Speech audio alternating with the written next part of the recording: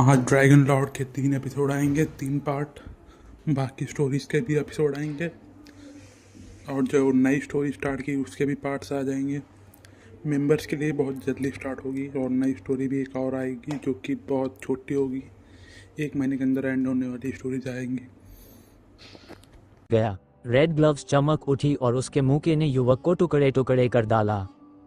सामान्य तौर पर अपग्रेड स्पिरिट बॉडी वाला कोई जीनियस जब तक वह हाफ सेंट के तीसरे चरण लॉर्ड इंपीरियल तक न पहुंचे शिवम का सामना कर ही नहीं सकता।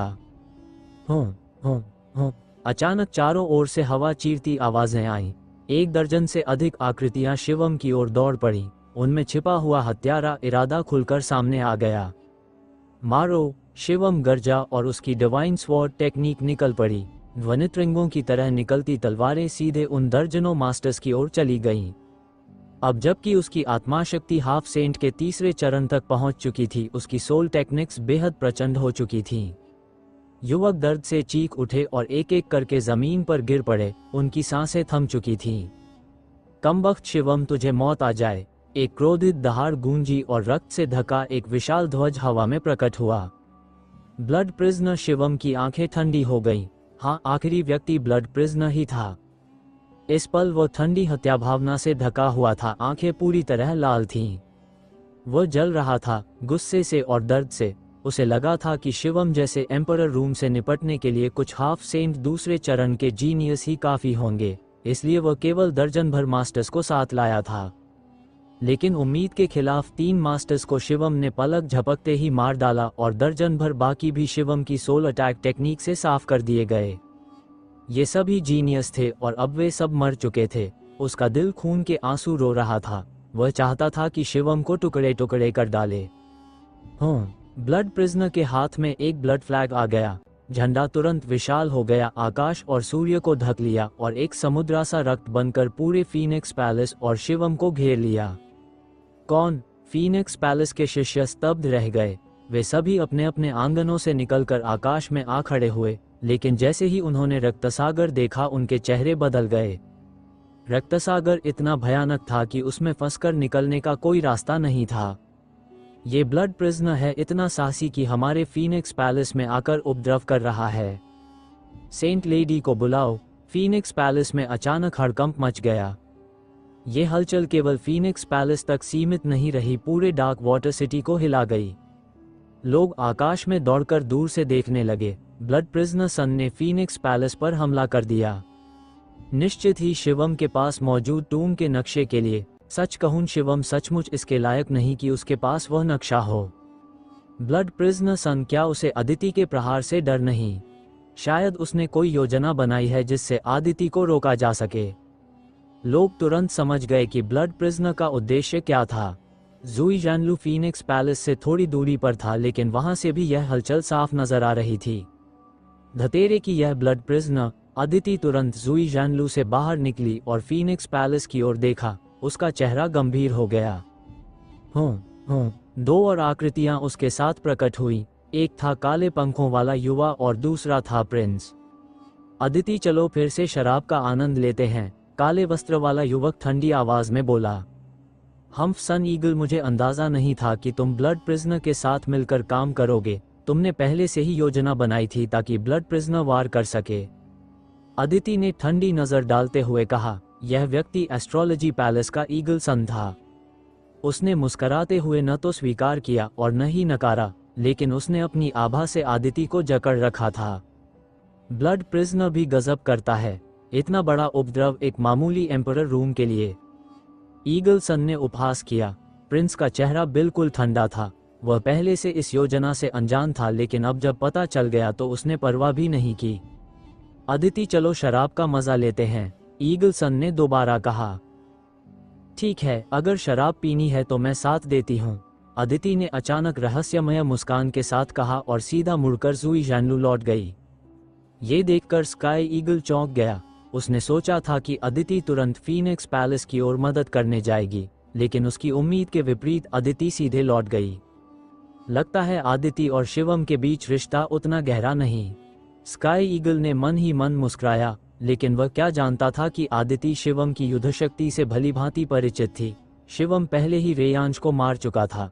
अब उसकी कल्टीवेशन और भी बढ़ गई थी। ब्लड प्रिजनर का शिवम से भिड़ना सीधा मौत को न्योता देना था। फीनिक्स पैलेस के भीतर ब्लड प्रिजनर पागलों की तरह अपने ब्लड फ्लैग को उकसा रहा था। वह लगभग पूरी तरह रक्त प्रकाश में बदल चुका था, रक्त सागर में घुलकर शिवम को परिष्कृत रिफाइन करना चाहता था।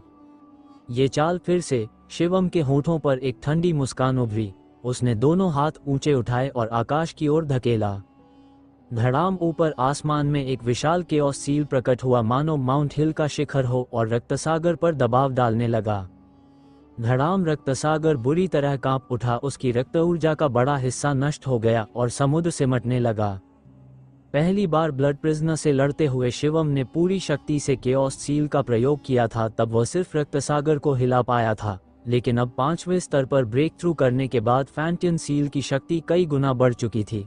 शिवम को पूरी शक्ति भी नहीं लगानी पड़ी, फिर भी वह रक्तसागर को दबा रहा था और उसकी शक्ति को लगातार मिटा रहा था।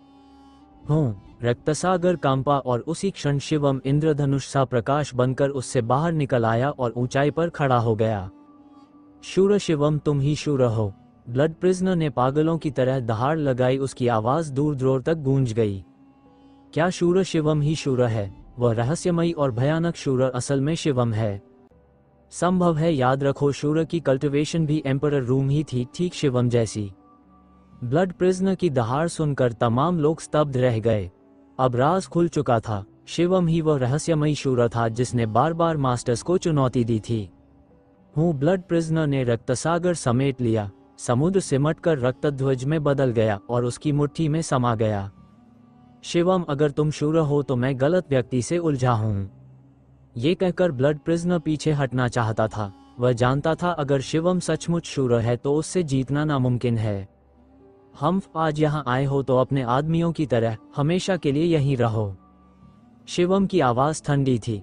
उसने कदम बढ़ाया। उसके शरीर पर प्रकाश बिंदु झिलमिलाए और उसके चारों ओर 12 आर्टिफैक्ट एस प्रकट हुए। स्विश काले ड्रैगन की भाला, ब्लैक ड्रैगन स्पीयर हाथ में थामकर शिवम सीधा ब्लड प्रिजनर की ओर बढ़ा। मुझे मारना चाहते हो? तुम्हारी औकात नहीं। ब्लड प्रिजनर गरजा और ब्लड फ्लैग लहराया। रक्त की लपटें उठी और दोनों आमने सामने भिड़ गए। धड़ाम धड़ाम धड़ाम। कुछ ही पलों में दोनों ने कई बार टकराकर आकाश को हिला दिया। शिवम, चाहे तुमने कोई चाल भी इस्तेमाल की हो, तुम बस मेरे बराबर हो। मुझे मारने का सपना देख रहे हो। ब्लड प्रिजनर चिल्लाया। मारो! शिवम गरजा। उसकी डिवाइन स्वॉर्ड टेक्निक फूटी और उसकी आंखों से 2 काले तलवार प्रकाश सीधे ब्लड प्रिजनर की आत्मा में घुस गए। आत्माक्रमण का मुझ पर असर नहीं। आधे शब्द में ही ब्लड प्रिजनर दर्द से चिल्ला उठा। उसकी आत्मा फटने सी लगी। तुम्हारी आत्मा इतनी शक्तिशाली कैसे है? वो दहाड़ा। शिवम ने बस व्यंग्य भरी मुस्कान दी। उसने शून्य पर कदम रखा और हथेलियों में एक और केओस सील प्रकट होकर उसे ब्लड प्रिजनर पर फेंक दिया। धड़ाम। ये फैंटियन सील उसकी पूरी शक्ति का लगभग 60% था, फिर भी प्रचंड। ब्लड प्रिजनर ने ब्लड फ्लैग घुमाकर रोकने की कोशिश की, लेकिन आत्मा की चोट के कारण उसकी शक्ति कम हो चुकी थी। टक्कर के बाद उसका शरीर पीछे धकेल दिया गया। गूंज। शिवम की हथेली में तुरंत दूसरा फैंटियन सील प्रकट हुआ और फिर ब्लड प्रिजनर पर दबा। इस बार तो एक ही पल में 2 फैंटियन सील्स निकल आए, साथ ही उसकी डिवाइन स्वॉर्ड टेक्निक भी बरस पड़ी। धड़ाम धड़ाम धड़ाम। ब्लड प्रिजनर पूरी ताकत से जूझ रहा था, लेकिन लगातार 5-6 केओस सील्स रोकने के बाद उसका शरीर कांपने लगा। चेहरा सफेद पड़ गया और मुंह से खून की धार बह निकली। लगातार फैंटियन सील्स और तलवार तकनीकों के आक्रमण से ब्लड प्रिजनर गंभीर रूप से घायल हो गया। पहले आत्मा शक्ति और केओस सील ब्रेक थ्रू न होने पर शिवम अपने मुख्य शरीर से बस ब्लड प्रिजनर के बराबर ही टिक पाता था, लेकिन अब वो उसे पूरी तरह दबा चुका था। भागना होगा। ब्लड प्रिजनर सहम गया। उसने एक फैंटियन सील को धक्का देकर रास्ता बनाया और भागना चाहा, लेकिन शिवम ने और बड़ा फैंटियन सील प्रकट होकर उसके ऊपर दबा दिया। उसी क्षण शिवम के माथे से रोशनी निकली। इंस्क्रिप्शन का सेकेंडरी बॉडी प्रकट हुआ और उसके पीछे गोल्डन अरे घूमने लगा। काले सफेद पैटर्न ने ब्लड प्रिजनर को दबा दिया। ये कैसे? ब्लड प्रिजनर की आंखें सिकुड़ गईं। उसने पूरी कोशिश से प्रतिरोध किया, लेकिन मुख्य शरीर और सेकेंडरी बॉडी के संयुक्त प्रहार के सामने वह बिल्कुल असहाय हो गया। धड़ाम गोल्डन पैटर्न और फैंटियन सील के संयुक्त वार से उसका शरीर फट गया, रक्त प्रकाश में बदल गया। हालांकि उसने दोबारा शरीर प्रकट गो कर लिया, पर उसका श्वास बेहद कमजोर था। गूंज उसके ऊपर गोल्डन पैटर्न चमका और यिन यांग मछली जैसे दो तलवार प्रकाश बनकर ब्लड प्रिजनर पर टूट पड़े।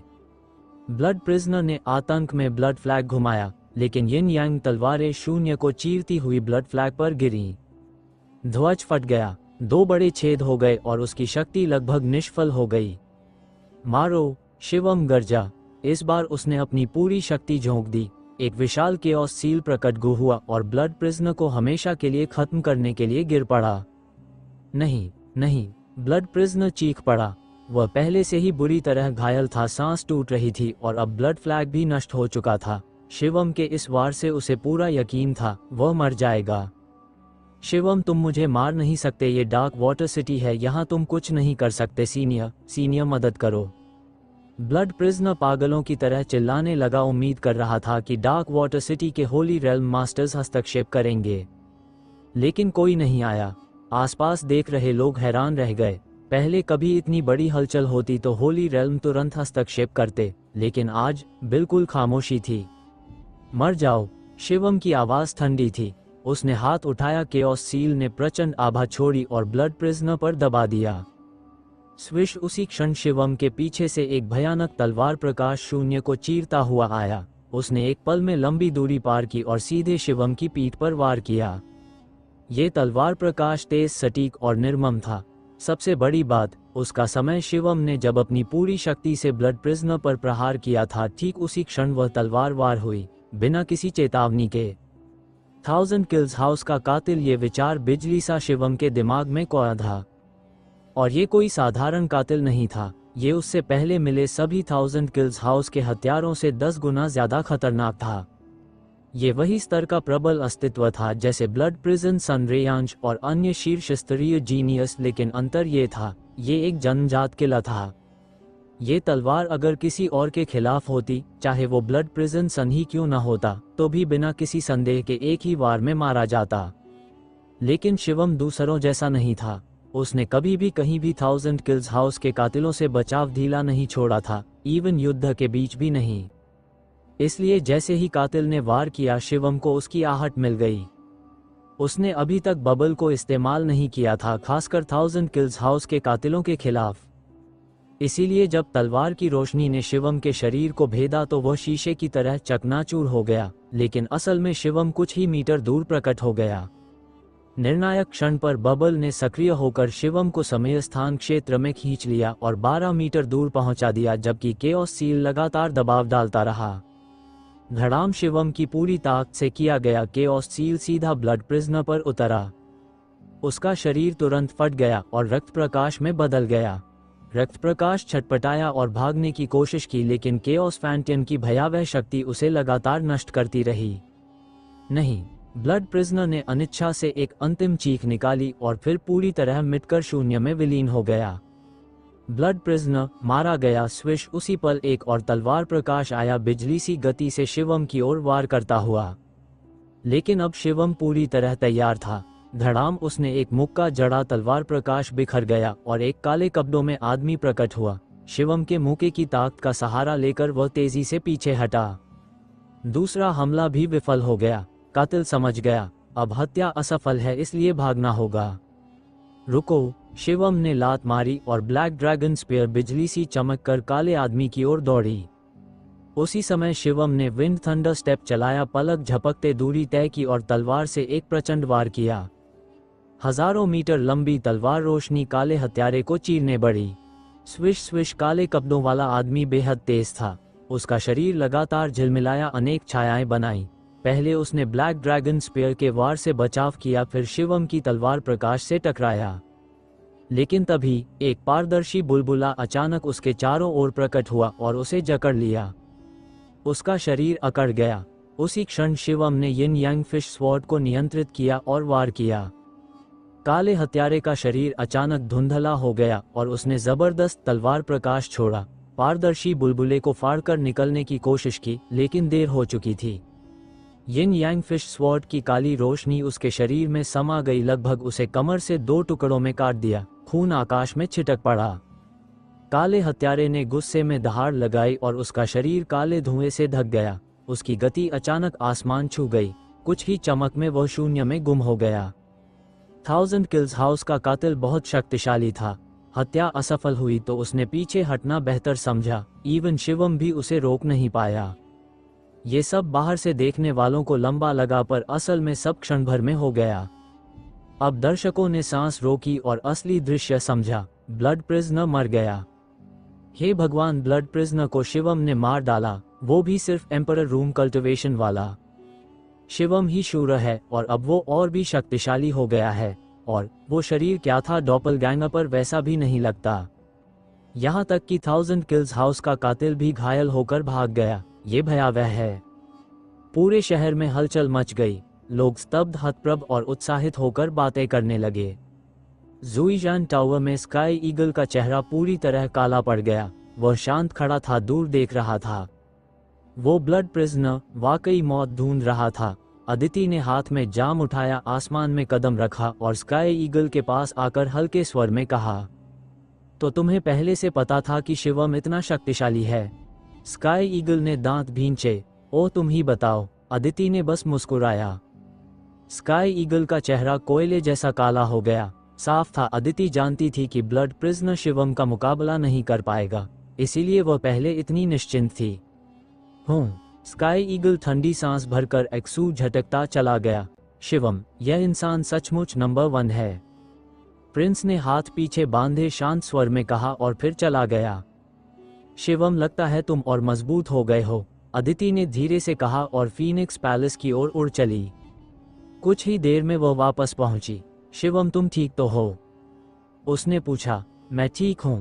शिवम ने सिर हिलाया और गंभीर स्वर में कहा, फीनिक्स स्पिरिट, लगता है तुम्हारे फीनिक्स पैलेस में कोई गद्दार है।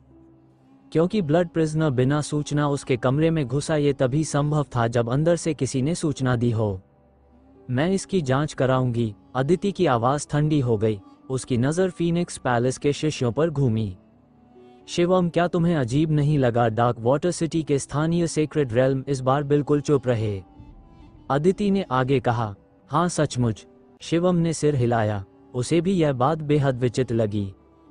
दोनों ने काफी चर्चा की पर किसी नतीजे पर नहीं पहुंचे। बस इतना अंदाजा था कि शायद स्थानीय सेंस इतनी ताकतवर नहीं। लेकिन सुना था कि डार्क वाटर सिटी में 1 से ज्यादा सेंस हैं। क्या सभी गायब हो सकते हैं?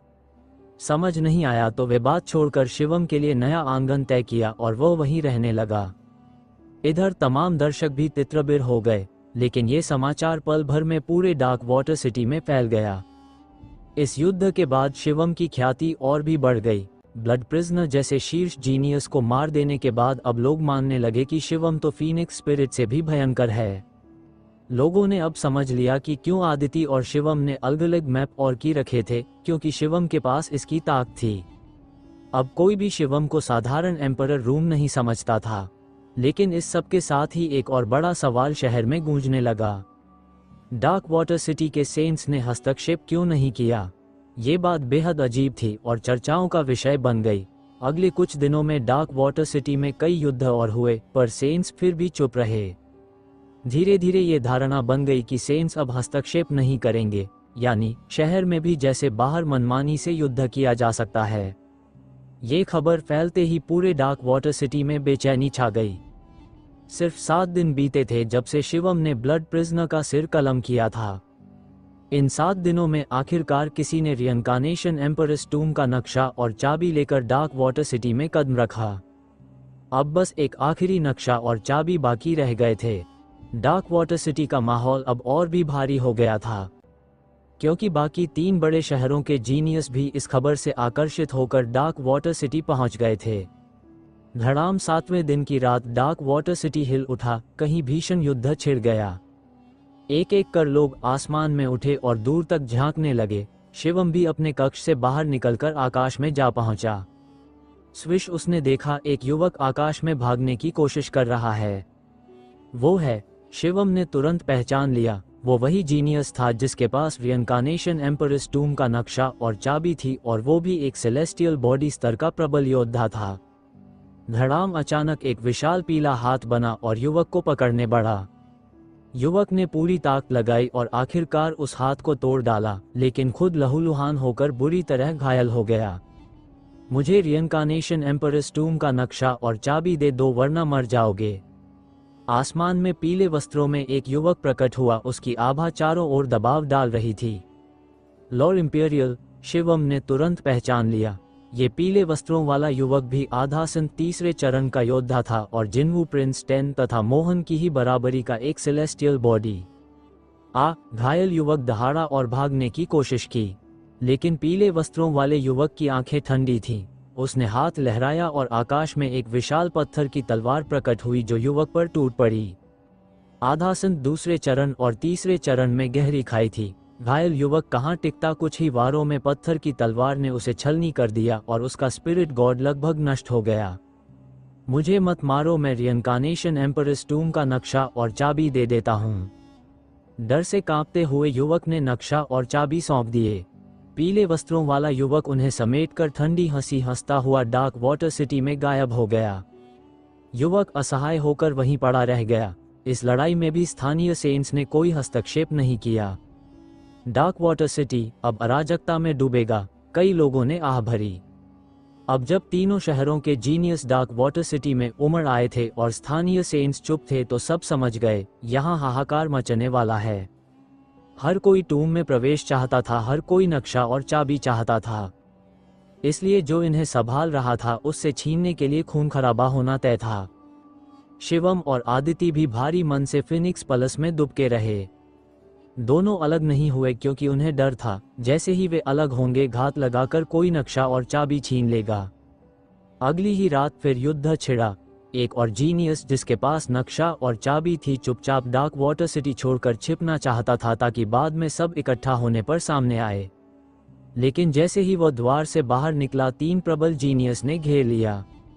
भारी युद्ध के बाद वह बुरी तरह घायल होकर मरने की कगार पर पहुंच गया और मजबूर होकर नक्शा और चाबी सौंप दी। डार्क वाटर सिटी का वातावरण अब और भी डरावना हो गया। जिन्वू प्रिंस 10 और मोहन जैसे लोग निडर थे, लेकिन बाकी जिनके पास नक्शा और चाबी थे वे अब साथियों की तलाश में थे, क्योंकि अकेले रहना मतलब मौत को न्योता देना था। कुछ दिन गुजर गए लेकिन आखिरी नक्शा और चाबी अब तक सामने नहीं आए थे। इसी दौरान फीनिक्स पैलेस के द्वार पर 2 आकृतियां उतरी, लक्ष्य और लखन। लक्ष्य, लखन तुम लोग फीनिक्स पैलेस क्यों आए हो? आदिति ने ठंडी नजर डालते हुए पूछा। हम तुमसे गठबंधन करने आए हैं, लक्ष्य ने कहा। डार्क वाटर सिटी में अब ताकतवरों की भीड़ है, अकेला रहना कमजोरी है। अगर हम साथ हो जाएं तो रियनकार्नेशन एम्परस टूम में और आगे बढ़ पाएंगे। लखन ने जोड़ा। शिवम की आंखें सिकुड़ीं। तुम्हारे पास क्या नक्शा और चाबी है? ये सवाल सुनकर दोनों जड़ हो गए। वो तो नहीं है, उन्होंने हिचकते हुए कहा। तो फिर क्यों गठबंधन करेंगे, हम निकल जाओ यहाँ से। शिवम ने हाथ हिलाकर ठुकरा दिया। लक्ष्य और लखन का चेहरा काला पड़ गया। शिवम, बाकी सभी जिनके पास नक्शा और चाबी है उन्होंने गठबंधन कर लिया है। हम तुम्हारे पास आए हैं और तुम हमें ठुकरा रहे हो। ये मत समझना कि सिर्फ रेयांश और ब्लड प्रिजनर को मारकर तुम दूसरों को आंखों में धूल झोंक सकते हो। अगर 2-3 ऐसे ही प्रबल एक हो गए तो क्या तुम उनका सामना कर पाओगे? लखन ने दांत पीसे। शिवम ने कहा है जाओ तो जाओ। अदिति ने झाड़ लगाई। ठीक है, अब देखना कब तुम्हारे नक्शे और चाबी छिनते हैं, लक्ष्य ने तुनक कर कहा और लखन को लेकर निकल गया। शिवम और आदिति ने एक दूसरे को देखा, दोनों की आंखों में तनाव झलक रहा था। फिर दोनों अपने अपने कक्ष में लौट गए और साधना में डूब गए। शिवम जानता था अब कम समय में शक्ति बढ़ाना बहुत कठिन था। केओटिक फैंटियन सील अभी 5वें स्तर पर ही पहुंचा था, 6ठे स्तर तक पहुंचना जल्द संभव नहीं। कल्टिवेशन भी जल्द नहीं बढ़ सकती, इसलिए उसने मैजिक क्रिस्टल्स को रिफाइन करना जारी रखा ताकि अपनी सोल पावर को और ऊंचा कर सके। 3 दिन और बीत गए। अचानक शिवम का मन कांपा, उसके चेहरे पर खुशी झलक उठी। वो तुरंत माउंटेन्स एंड रिवर्स मैप में गया। वहां इंस्क्रिप्शन का दूसरा शरीर एक पहाड़ी पर बैठा था। उसके सिर के ऊपर गोल्डन अरे चमक रहा था और उसकी भौहों से स्वर्ण आत्मा ज्योति उभर रही थी। अचानक उसका स्पिरिचुअल फायर भड़क उठा और एक चमकदार स्पिरिचुअल रिंग प्रकट हुआ। उसमें 10 स्वर्ण दीपक जगमगा रहे थे। इसका मतलब था इंस्क्रिप्शन का दूसरा शरीर पूर्ण अवस्था में पहुंच गया। अब उसकी स्थिति मार्शल हाफ सेज की पहली अवस्था के बराबर थी। अगला कदम था लॉ को समझना। बहुत अच्छा, शिवम प्रसन्न हुआ। दूसरे शरीर की शक्ति में वृद्धि का मतलब था युद्ध में उसकी ताकत और बढ़ गई। लेकिन उसी पल शिवम ने अचानक आंखें खोली और बाहर निकल आया, क्योंकि कुछ भयंकर आभाएं फीनिक्स पैलेस की ओर बढ़ रही थीं, चारों तरफ दबाव डालती हुई। कुल मिलाकर 4 भयानक आभाएं थीं जो भेड़िए के धुएं की तरह उमड़ते हुए फीनिक्स पैलेस की ओर दबाव डाल रही थीं। इसके बाद 4 आकृतियां हवा से बाहर आईं और आकाश पर उनका हर कदम गूंज उठा। विशाल दबाव फीनिक्स पैलेस पर उतर आया। एक छवि चमकी और आदिति शिवम के बगल में प्रकट हुई। इसके बाद फीनिक्स पैलेस के अन्य शिष्य एक के बाद एक बाहर भागे। आखिरकार आ गए, अदिति ने धीमे स्वर में कहा, आंखों में गंभीरता थी। अन्य शहरों के जीनियस आखिरकार उन पर हाथ डालना चाहते थे। 4 लोग एक साथ आए। ये चारों बिल्कुल भयानक जीनियस पात्र थे। इनमें से हर एक ब्लड प्रिजन का पुत्र था। रेयांश भी उसी स्तर का जीनियस था। ऐसी लड़ाकू शक्ति के बिना शिवम और आदिति ध्यान देने की भी हिम्मत नहीं करते। 4 युवा, 3 पुरुष और 1 महिला पंक्ति में खड़े हुए और आदिति तथा शिवम के सामने आ खड़े हुए। इस समय पूरा डार्क वाटर सिटी विचलित हो गया। असंख्य लोग आकाश में उठे और इस ओर देखने लगे। बहुत भयानक है, 4 शक्तिशाली लोग शिवम और आदिति पर हमला करने जा रहे हैं। ये समय की बात थी। अन्य सभी जीनियस गुरु गठबंधन खोज रहे हैं और शिवम और आदिति केवल 2 लोग हैं, स्वाभाविक रूप से निशाना बनाए जाएंगे। 4 बनाम 2 शिवम और आदिति के लिए सबसे अधिक खतरनाक। वे नक्शा और चाबी नहीं रख पाएंगे। आकाश और पृथ्वी के बीच एक आवाज गूंजी। फिनिक्स पैलेस से अधिक दूर नहीं, लक्ष्य और लखन देख रहे थे। हून शिवम, क्या तुम बहुत घमंडी नहीं थे? इस बार देखना तुम नक्शे की चाबी कैसे बचाते हो। लक्ष्य ने व्यंग्य से कहा। शिवम और आदिति, सबसे अच्छा तो यही है कि मारे जाएं। लखन का चेहरा निर्दयी था। आदिति, शिवम, सम्राट पुनर्जन्म की समाधि का नक्शा और चाबी सौंप दो। एक युवा ने सीधे कहा। सम्राट पुनर्जन्म की समाधि का नक्शा और चाबी चाहिए तो यह इस पर निर्भर करेगा कि तुम्हारे पास कौशल है या नहीं। अदिति ने ठंडे स्वर में कहा।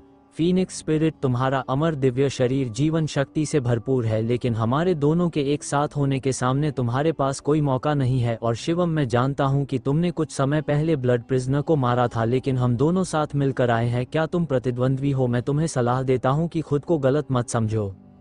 एक युवा ने उदासीनता से कहा। प्रतिद्वंद्वी है या नहीं, यह आजमा लो। शिवम ने दृढ़ता से कहा। जिद्दी हो तो फिर वार करो।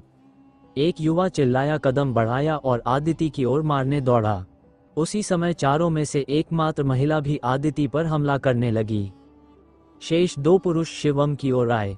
2 बनाम 1। एक फीनिक्स की ध्वनि हुई और फीनिक्स स्पिरिट से एक अमर माया निकली। उसके पीछे फीनिक्स के पंख फैल गए, अमर ज्वालाओं में स्नान करते हुए। फीनिक्स के पंख फैल गए जैसे 2 तलवारें प्रतिद्वंद्वी की ओर काटते हुए युद्ध शुरू हुआ।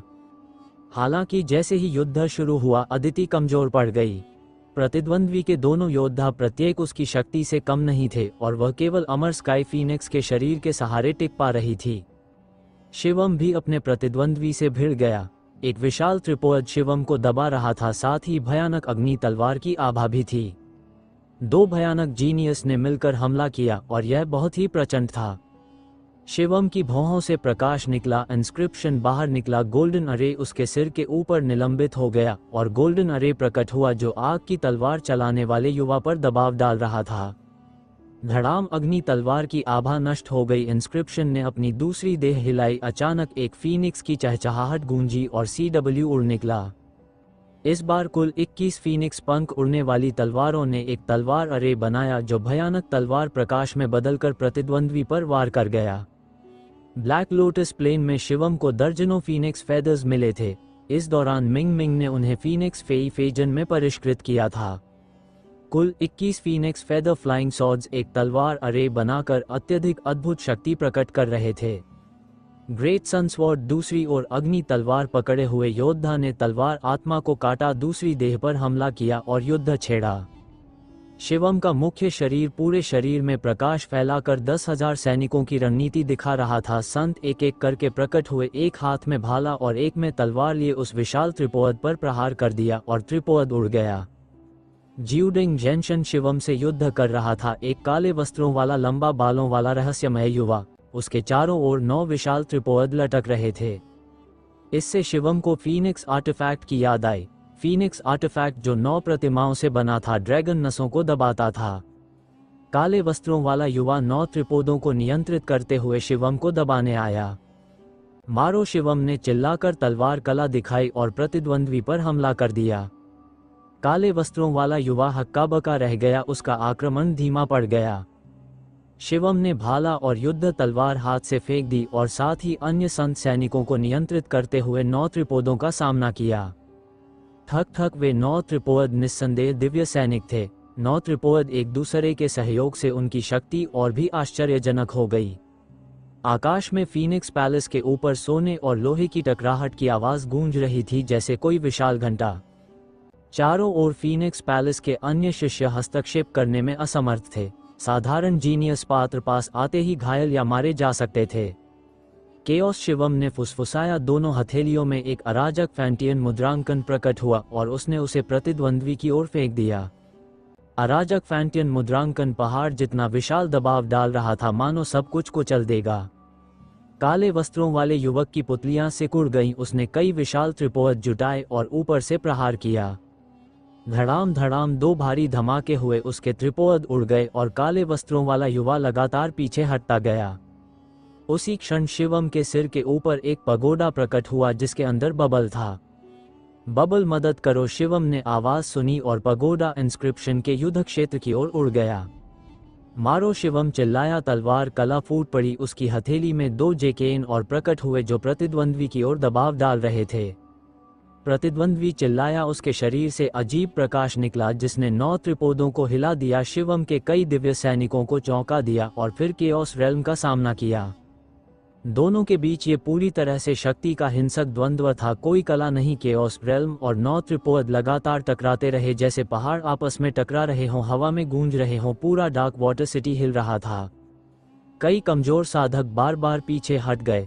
टक्कर से निकली ध्वनि तरंगे बहुत प्रचंड थीं। हालांकि शिवम की तलवार कला के कारण काले वस्त्रों वाला युवा धीरे धीरे हारने लगा और शिवम द्वारा दबा दिया गया। हर टकराव के बाद उसे पीछे हटना पड़ा। दर्जनों वारों के बाद काले वस्त्रों वाला युवा दर्जनों मील पीछे हट चुका था। 9 सील्स, अचानक शिवम के हाथों ने मुद्रा बनाई और आकाश में 9 मुहर द्वार प्रकट हुए। विशाल प्रकाश किरणें निकालते हुए प्रतिद्वंद्वी के बड़े त्रिपोद की ओर लक्षित हो गए। आज शिवम ने डिवाइन गेट की 9 मुहरों को चरम अवस्था तक साध लिया था और एक बार में 9 मुहर द्वार प्रकट कर सकता था जो एक दूसरे से जुड़े रहते थे। प्रतिद्वंद्वी के 9 विशाल त्रिपोद अचानक ही सील होकर हवा में रुक गए। हिलना डुलना कठिन हो गया। ऐसे मौके को शिवम कैसे छोड़ सकता था। उसने हाथ लहराए और एक विशाल अराजक फैंटियन मुद्रांकन बना जो काले वस्त्रों वाले युवक पर दबाव डालते हुए उतरा। काले वस्त्रों वाला युवक चौंक उठा और दहाड़ा उसके शरीर से एक अद्भुत काली रोशनी फूटी। वह मानो एक विशाल त्रिपोद में बदल गया हो। हाथ लहराते हुए उसने केओस पर प्रहार किया।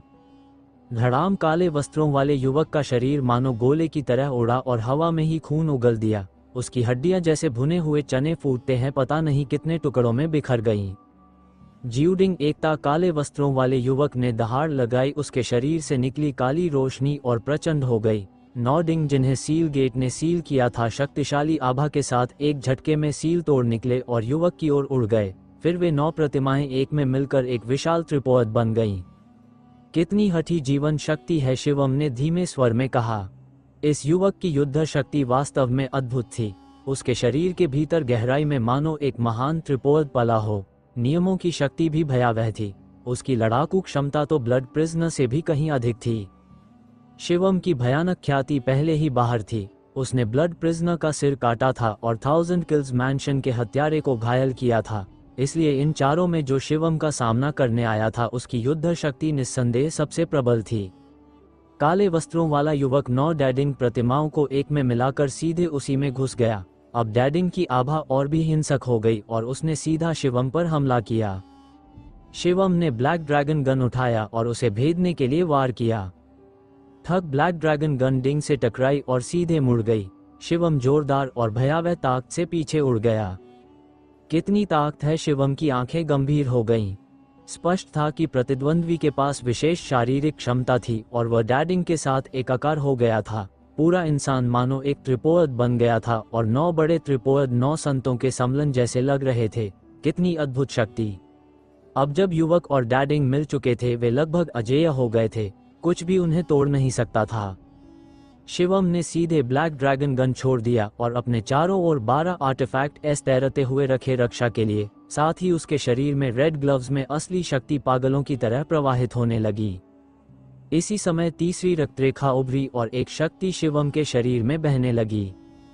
हालांकि ड्रैगन फोर्स वैली के मास्टर ने चेतावनी दी थी कि तीसरी रक्तरेखा का उपयोग बहुत कम किया जाए, बेहतर होगा कि बिल्कुल न किया जाए, पर शिवम ने कभी कभी थोड़ा सा उधार लिया। उसे लगा इस बार कोई बड़ी हानि नहीं होगी। तीसरी रक्तरेखा की ऊर्जा उसके शरीर में प्रवाहित हुई, उसकी शक्ति और भी प्रबल हो गई। उसके शरीर में विस्पर फट पड़ा, जेल ब्रेक की ताकत लागू हुई और उसने जोरदार घूंसा मारा। ठक उसका मुक्का डिंग से टकराया और एक भयावह तरंग निकली। ध्वनि तरंग नग्न आंखों से दिखने वाली गति से चारों ओर फैल गई। भज्ज डैडिंग कांप गया और शिवम द्वारा उड़ गया, लेकिन शिवम का शरीर भी पीछे हटा। आओ फिर से शिवम ने कदम बढ़ाया और एक और मुक्का निकाला। डैडिंग कांपा और फिर से टकराने आया। थक थक थक। इसके बाद दोनों लगातार भिड़ते रहे और दर्जनों वार कर डाले। इसी समय इंस्क्रिप्शन ने बबल के साथ मिलकर अपने प्रतिद्वंद्वी को दबाना शुरू कर दिया। इंस्क्रिप्शन की दूसरी देह मुख्यतः गोल्डन अरे के सहारे यिन यांग फिश स्वॉर्ड में बदल गई। उसकी मारक शक्ति अद्भुत थी। साथ ही विभिन्न बड़े अरे, फीनिक्स फेदर, फ्लाइंग सॉर्ड्स आदि भी बहुत रहस्यमय थे। बबल के स्पेस टाइम फील्ड की मदद से प्रतिद्वंद्वी की शक्ति भले ही बहुत प्रबल थी, लेकिन वह इंस्क्रिप्शन के हाथों पूरी तरह दबा दिया गया। स्विश यिन यांग फिश स्वॉर्ड ने वार किया और लगभग प्रतिद्वंद्वी को 2 हिस्सों में काट दिया। उसके शरीर पर गहरी चोट पड़ी और खून बहने लगा। शिवम के पास इतनी प्रबल लड़ाकू शक्ति कैसे है, धिक्कार है। दूर से युद्ध देख रहे लक्ष्य ने दांत पीसते हुए कहा। यहाँ तक कि विमल भी उसका कुछ नहीं बिगाड़ पा रहा, लखन ने भी अविश्वसनीय स्वर में कहा। विमल वही काले वस्त्रों वाला युवक था जो 9 प्रतिमाओं को नियंत्रित कर रहा था। शिवम की युद्ध शक्ति उनकी कल्पना से परे थी। एक इंसान वास्तव में 2 में बच सकता है और दोनों के पास भयावह लड़ाई की शक्ति थी। विमल उनके स्तर पर अत्यंत भयानक जीनियस था। उनमें से कोई भी विमल का सामना नहीं कर सकता था, लेकिन अब अकेला शिवम विमल से बराबरी कर रहा था और दूसरा शिवम अपने प्रतिद्वंद्वी को पूरी तरह दबा रहा था। सौभाग्य है कि फीनिक्स स्पिरिट हारने वाली है। जैसे ही फीनिक्स स्पिरिट हारती है, 2 लोग मिलकर शिवम से लड़ेंगे। चाहे वह कितना भी ताकतवर हो, अंततः हार जाएगा। लखन ने आगे कहा। इस समय अदिति सचमुच संकट में थी। उसका पूरा शरीर लगभग जलते हुए फीनिक्स में बदल गया था। उसकी ज्वालाएं पूरे आकाश को भर रही थीं और वह अपनी शक्ति को चरम पर दिखा रही थी। लेकिन वह समान स्तर के 2 प्रबल शत्रुओं का सामना कर रही थी। वह बिल्कुल भी प्रतिद्वंद्वी नहीं थी। उसके शरीर पर कई चोटें थीं। अगर वह अमर स्काई फीनिक्स का शरीर न होती तो अब तक गंभीर रूप से घायल हो चुकी होती। फिर भी अगर ऐसा ही चलता रहा तो उसे हारना ही था। मैं अमर स्काई फीनिक्स का शरीर हूँ। अमर स्काई फीनिक्स 10 सर्वोच्च लड़ाकू दैत्य पशुओं में से एक हूँ। मैं कैसे हार सकती हूँ? फीनिक्स स्पिरिट ने दहाड़ा मानो फीनिक्स की चीख हो। उसकी आंखों में पागलपन था। शरीर की ज्वालाएं और भी भयावह हो गईं और उसने पागलों की तरह युद्ध जारी रखा। धड़ाम उसके शरीर को भेद दिया गया और एक बड़ा छेद हो गया, लेकिन उसने परवाह नहीं की। अमर ज्वालाएं उस पर छा गईं और बड़ा छेद स्वतः ही भर गया। वह पागल हो गई थी, न चोटों की परवाह न रक्षा की, बस हमला पर हमला। लेकिन इस समय इंस्क्रिप्शन की दूसरी देह बबल के साथ जीत का पीछा करती रही और भयानक कला प्रहार करती रही। स्विश प्रतिद्वंद्वी की छाती यिन यांग फिश स्वॉर्ड से छेद दी गई। भयानक विनाशकारी शक्ति उसके आध्यात्मिक शरीर को लगातार नष्ट करती रही और प्रतिद्वंद्वी ने खून उगल दिया। आओ और मेरी मदद करो, उस व्यक्ति ने चिल्लाया। तुम थोड़ी देर और सह लो। फीनिक्स स्पिरिट से लड़ रहे अन्य अहंकारी लोग चाहते थे कि पहले फीनिक्स स्पिरिट को हराएं, फिर शिवम से निपटें। लेकिन फीनिक्स स्पिरिट अमर थी। उसका अमर शरीर यूं ही नहीं कहा जाता था। प्रतिद्वंद्वी अभी उसे हरा नहीं पा रहे थे। धिक्कार है जिस जीनियस को इंस्क्रिप्शन की दूसरी देह ने बुरी तरह घायल कर दिया था। उसने जान पर खेलना उचित नहीं समझा और पागलों की तरह पीछे हट गया। ये चारों मूलतः अलग अलग ताकतों से थे। इस बार उन्होंने केवल सम्राट पुनर्जन्म की समाधि के नक्शे और चाबी के लिए हाथ मिलाया था, लेकिन इस समय जब जान पर बन आई तो क्या वह मरने तक लड़ता? हुशश वह पीछे हटा और भाग गया। धिक्कार है, अन्य कुछ लोग दहाड़े। मारो इंस्क्रिप्शन की दूसरी देह सीधे अदिति के युद्ध क्षेत्र में कूद पड़ी। यिन यांग फिश स्वॉर्ड ने सुंदर स्त्री में से एक पर वार किया। आदिति का दबाव अचानक कम हो गया। उसने एक पर हिंसक आक्रमण किया और कुछ समय के लिए वास्तव में उसे दबा दिया। इसी समय शिवम का मुख्य शरीर और विमल ने दर्जनों वारों का आदान प्रदान किया। थक एक और गूंजती हुई आवाज हुई। डैडिंग जोर से कांपा और पीछे हट गया। फिर विमल की आकृति उसमें से गिर पड़ी। स्पष्ट था कि इस चाल के लिए उसे भारी कीमत चुकानी पड़ी थी और अब वह और सहन नहीं कर सकता था। इस बार चलो, विमल ने दहाड़ लगाई और डैडिंग को साथ लेकर पागलों की तरह भाग निकला और गायब हो गया। बाकी दो लोगों ने ये देखा और समझ लिया कि अब खेल खत्म हो गया है। उन्होंने निराशाजनक हमला किया, कुछ कीमत चुकाई और फिर यहाँ से निकल भागे। चारों प्रबल लोग शिवम और आदिति द्वारा पराजित हो गए। चारों ओर युद्ध देख रहे लोग हक्के बके रह गए और स्तब्ध होकर सांस खींची। शिवम और आदिति ने 4 शक्तिशाली जीनियस को हरा दिया था। इस तरह की युद्ध शक्ति पहले से ही भयानक थी।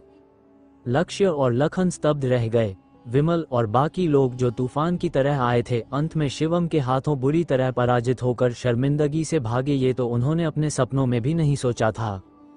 वे सभी निम्न स्तर के दिव्य शरीर थे, लेकिन युद्ध शक्ति में इतना बड़ा अंतर कैसे हो सकता है? अच्छा नहीं। इसी समय शिवम का चेहरा बदल गया। धड़ाम ऊंचाई पर एक विशाल पंजा आदिति की ओर झपटा। वो पंजा शल्क कवच से ढका हुआ था, अत्यंत क्रूर और भयावह आभा फैला रहा था। इंस्क्रिप्शन की दूसरी देह जो अदिति के सबसे निकट थी, तुरंत गोल्डन अरे को नियंत्रित करने लगी। यिन यांग फिश स्वॉर्ड की 2 तलवारें विशाल पंजे की ओर काटने चलीं। केंग केंग यिन यांग फिश स्वॉर्ड पंजे से टकराई, चिनगारियां उड़ी और तलवारें दूर जा गिरीं। उस पगोडा से बबल ने वार किया। शून्य में उतार चढ़ाव हुआ, एक भयानक स्थानधार तलवार बनी और पंजे की ओर काटी। फीनिक्स स्पिरिट ने भी वार किया। उसकी ज्वालाएं भड़क उठी और एक अग्नि फीनिक्स उभरकर पंजे की ओर उड़ चला। धड़ाम धड़ाम स्थानधार तलवार चकनाचूर हो गई। अग्नि फीनिक्स बिखर गया। फीनिक्स स्पिरिट का शरीर पीछे हट गया और उसके मुंह से रक्त की एक बूंद छलक गई। केओटिक। इसी समय शिवम का मुख्य शरीर भी सक्रिय हुआ। उसने एक विशाल अराजक केओस प्रकट किया और विशाल पंजे पर प्रहार किया। धड़ाम केओस पंजे पर गिरा, परंतु तुरंत टूट गया। फिर भी पंजे की गति कम हो गई और वह ऊंचाई से पीछे हटा लिया गया। बहुत ताकतवर है। शिवम की आंखें गंभीर हो उठी। किसी ने फिर से वार किया। कौन है वह? शिवम और आदिति ने अभी अभी एक भयंकर युद्ध लड़ा है और अब कोई उन पर वार कर रहा है। चारों ओर लोग चौंक उठे और आकाश की ओर देखने लगे। गर्जना। एक दहाड़ के साथ दृश्य बदल गया। ऊंचाई पर धीरे धीरे एक विशालकाय आकृति प्रकट हुई। कई लोगों की पुतलियां से कुड़ गईं। नारायण। शिवम ने धीरे से 2 शब्द कहे। ऊंचाई पर जो विशालकाय प्रकट हुआ वह नारंग था।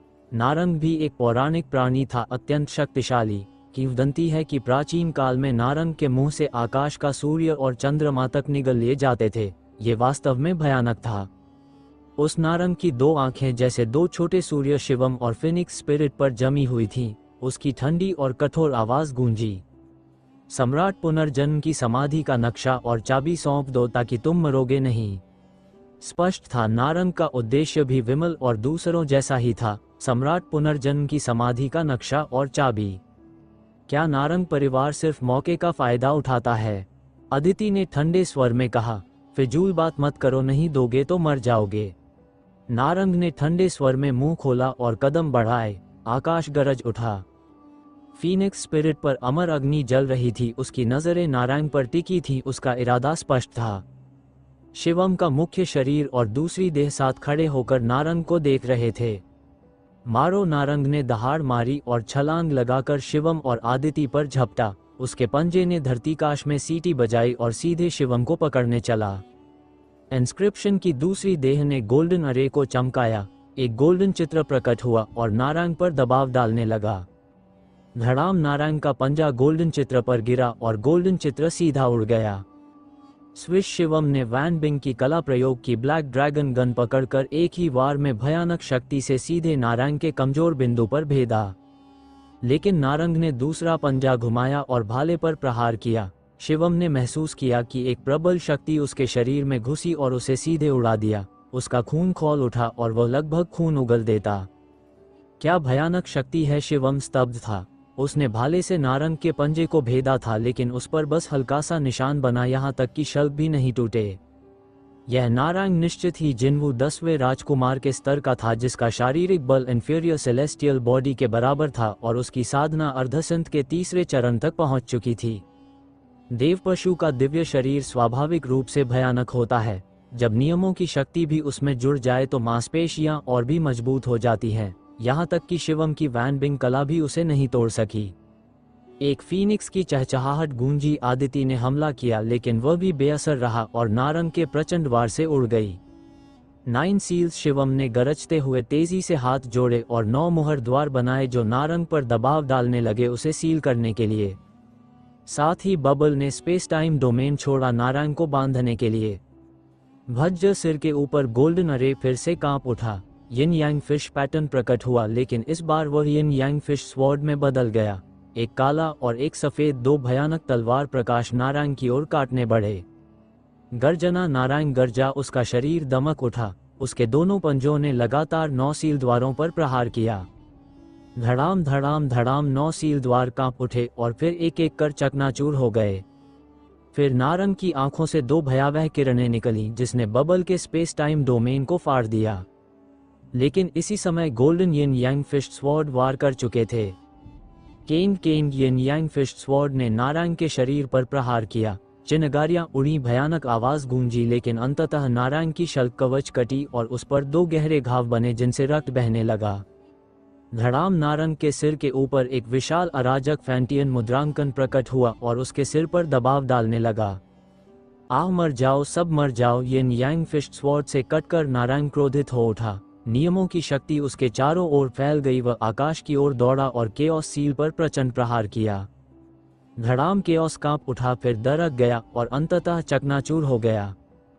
फीनिक्स स्पिरिट ने चीखते हुए अमर अग्नि से भरी युद्ध तलवार प्रकट की और नारंग के घाव पर प्रहार किया। तुरंत ही वह जल उठा और भुने हुए मांस की गंध फैल गई। अमर अग्नि जब अपने शरीर पर प्रयोग हो तो जीवन बचाती है, लेकिन दूसरों पर पड़े तो मौत लाती है। धिक्कार है, मार डालूंगा! नारंग ने क्रोधित होकर मुंह खोला। अचानक एक भयावह निगलने की शक्ति फूटी, जिसने शिवम के मुख्य शरीर, दूसरी देह और फिनिक्स स्पिरिट को ढक लिया ताकि उन्हें मुंह में निगलकर परिष्कृत कर सके। निगलने की शक्ति, यह मुझे भी आती है। शिवम ने दहाड़ा। उसकी हथेलियां कस गईं और उसके भीतर से निगलने की शक्ति फूटी, जिसने तुरंत ही नारंग की निगलने की शक्ति को संतुलित कर दिया। Phoenix's devouring power! Narang गरजा। लेकिन जबकि शिवम ने निगलने की शक्ति को संतुलित कर लिया और अपने दोनों शरीरों को सुरक्षित रखा, फीनिक्स स्पिरिट इसे नहीं रोक सकी और सीधे नारंग के मुंह की ओर खींच गई। एक पल में वह नारंग के मुंह के पास पहुंच गई। मर जा! नारंग ने दहाड़ते हुए अपने मुंह से एक प्रकाश किरण छोड़ी, जिसने फीनिक्स स्पिरिट को ढक लिया। फीनिक्स स्पिरिट लगातार दहाड़ रही थी और प्रहार कर रही थी, बाहर निकलने की कोशिश कर रही थी, लेकिन असफल रही। उस प्रकाश किरण में भयानक शक्ति थी जो उसे नष्ट और परिष्कृत कर रही थी। हुशिश हुशिश! शिवम का मुख्य शरीर और दूसरी देह एक साथ आगे बढ़े, नारंग पर हमला करते हुए आदिति को बचाने की कोशिश में। लेकिन नारंग की आंखों से 2 भयावह किरणें निकली, जिन्होंने शिवम के मुख्य शरीर और दूसरी देह दोनों को पीछे धकेल दिया। यह नारंग बहुत ही शक्तिशाली था और उसका समय चुनना भी बेहद चालाकी भरा था। उसने तब वार किया जब शिवम और आदिति, विमल और अन्य 4 मास्टर्स से भयंकर युद्ध लड़कर भारी थकान और ऊर्जा क्षय की स्थिति में थे। इस समय शिवम और आदिति अपने चरम पर नहीं थे। फीनिक्स स्पिरिट, चाहे तुम्हारे पास अमर अग्नि हो, फिर भी मैं तुम्हें समाप्त कर दूंगा, तुम्हें परिष्कृत कर दूंगा। नारंग की भयावह आवाज गूंजी। उसके मुंह से निकलने वाली किरण और प्रबल हो गई। उस किरण के भीतर से लगातार फीनिक्स की चीखें सुनाई दे रही थीं और फीनिक्स स्पिरिट की अमर अग्नि निरंतर परिष्कृत हो रही थी। केओस! शिवम ने दहाड़ लगाई, अपनी पूरी शक्ति झोंक दी और एक विशाल अराजक फैंटियन मुद्रांकन प्रकट कर नारंग पर दबाव डाला। साथ ही उसकी दूसरी देह ने गोल्डन अरे को पूरी तरह नियंत्रित किया। 2 यिन यांग फिश स्वॉर्ड प्रकट हुई और नारंग की ओर काटने लगी। नारंग की आंखों से 2 किरणें फिर से निकली जो यिन यांग फिश स्वॉर्ड पर पड़ी और उन्हें रोक दिया। लेकिन केओस को वह रोक नहीं सका और वह सीधे उसके शरीर पर गिरा। नारायण कराहा उसका शरीर कांपा और उसने उसे जबरदस्ती झेला, लेकिन स्पष्ट था कि वह आहत हुआ था। उसकी पीठ धंस गई, कई हड्डियां टूट गईं। यिन यांग फिश स्वॉर्ड से लगे घावों से और रक्त बह निकला। धिक्कार है लड़के, तुझे मार डालूंगा। जब मैं आदिति को परिष्कृत कर लूंगा तब तेरी मौत होगी। नारायण क्रोधित होकर दहाड़ा। आज उसे शिवम ने 2 बार चोट पहुंचाई थी। भले ही ये घाव घातक न थे, लेकिन उसके लिए ये अपमान थे। वो अर्धसंत के तीसरे चरण का प्राणी था, फिर भी बार बार शिवम से आहत हुआ। यह अक्षम्य था। यह नारंग का शरीर तो सचमुच विकृत है, शिवम ने मन ही मन सोचा। अगर कोई अर्धसंत के दूसरे चरण का योद्धा केओस से टकराता तो शिवम उसे सीधे मार डालता, लेकिन नारंग को केवल मामूली चोट ही पहुंची। इस समय आदिति की अमर अग्नि कमजोर होती जा रही थी, मानो किसी भी समय पूरी तरह परिष्कृत हो जाएगी। क्या करूं? शिवम की भौहें गहरी से कुड़ गईं। लगातार युद्ध के बाद उसके शरीर में वास्तविक ऊर्जा बहुत कम बची थी। पूरे बल से केओस छोड़ना कठिन हो रहा था, और भले ही छोड़ा जाए शायद वह भी असरदार न हो। शिवम चिंतित था। उसकी साधना अभी भी एम्परर रूम थी। अगर उसकी साधना अर्धसंत के पहले चरण तक पहुंच जाती और वह अराजकता के अंतिम क्षेत्र को समझ लेता तो उसकी शक्ति अवश्य आकाश छू लेती। उस समय केओस का प्रहार नारंग को तबाह कर देता। लेकिन फिलहाल उसकी साधना एम्परर के चरम पर थी। अर्धसंत तक पहुंचना असंभव था।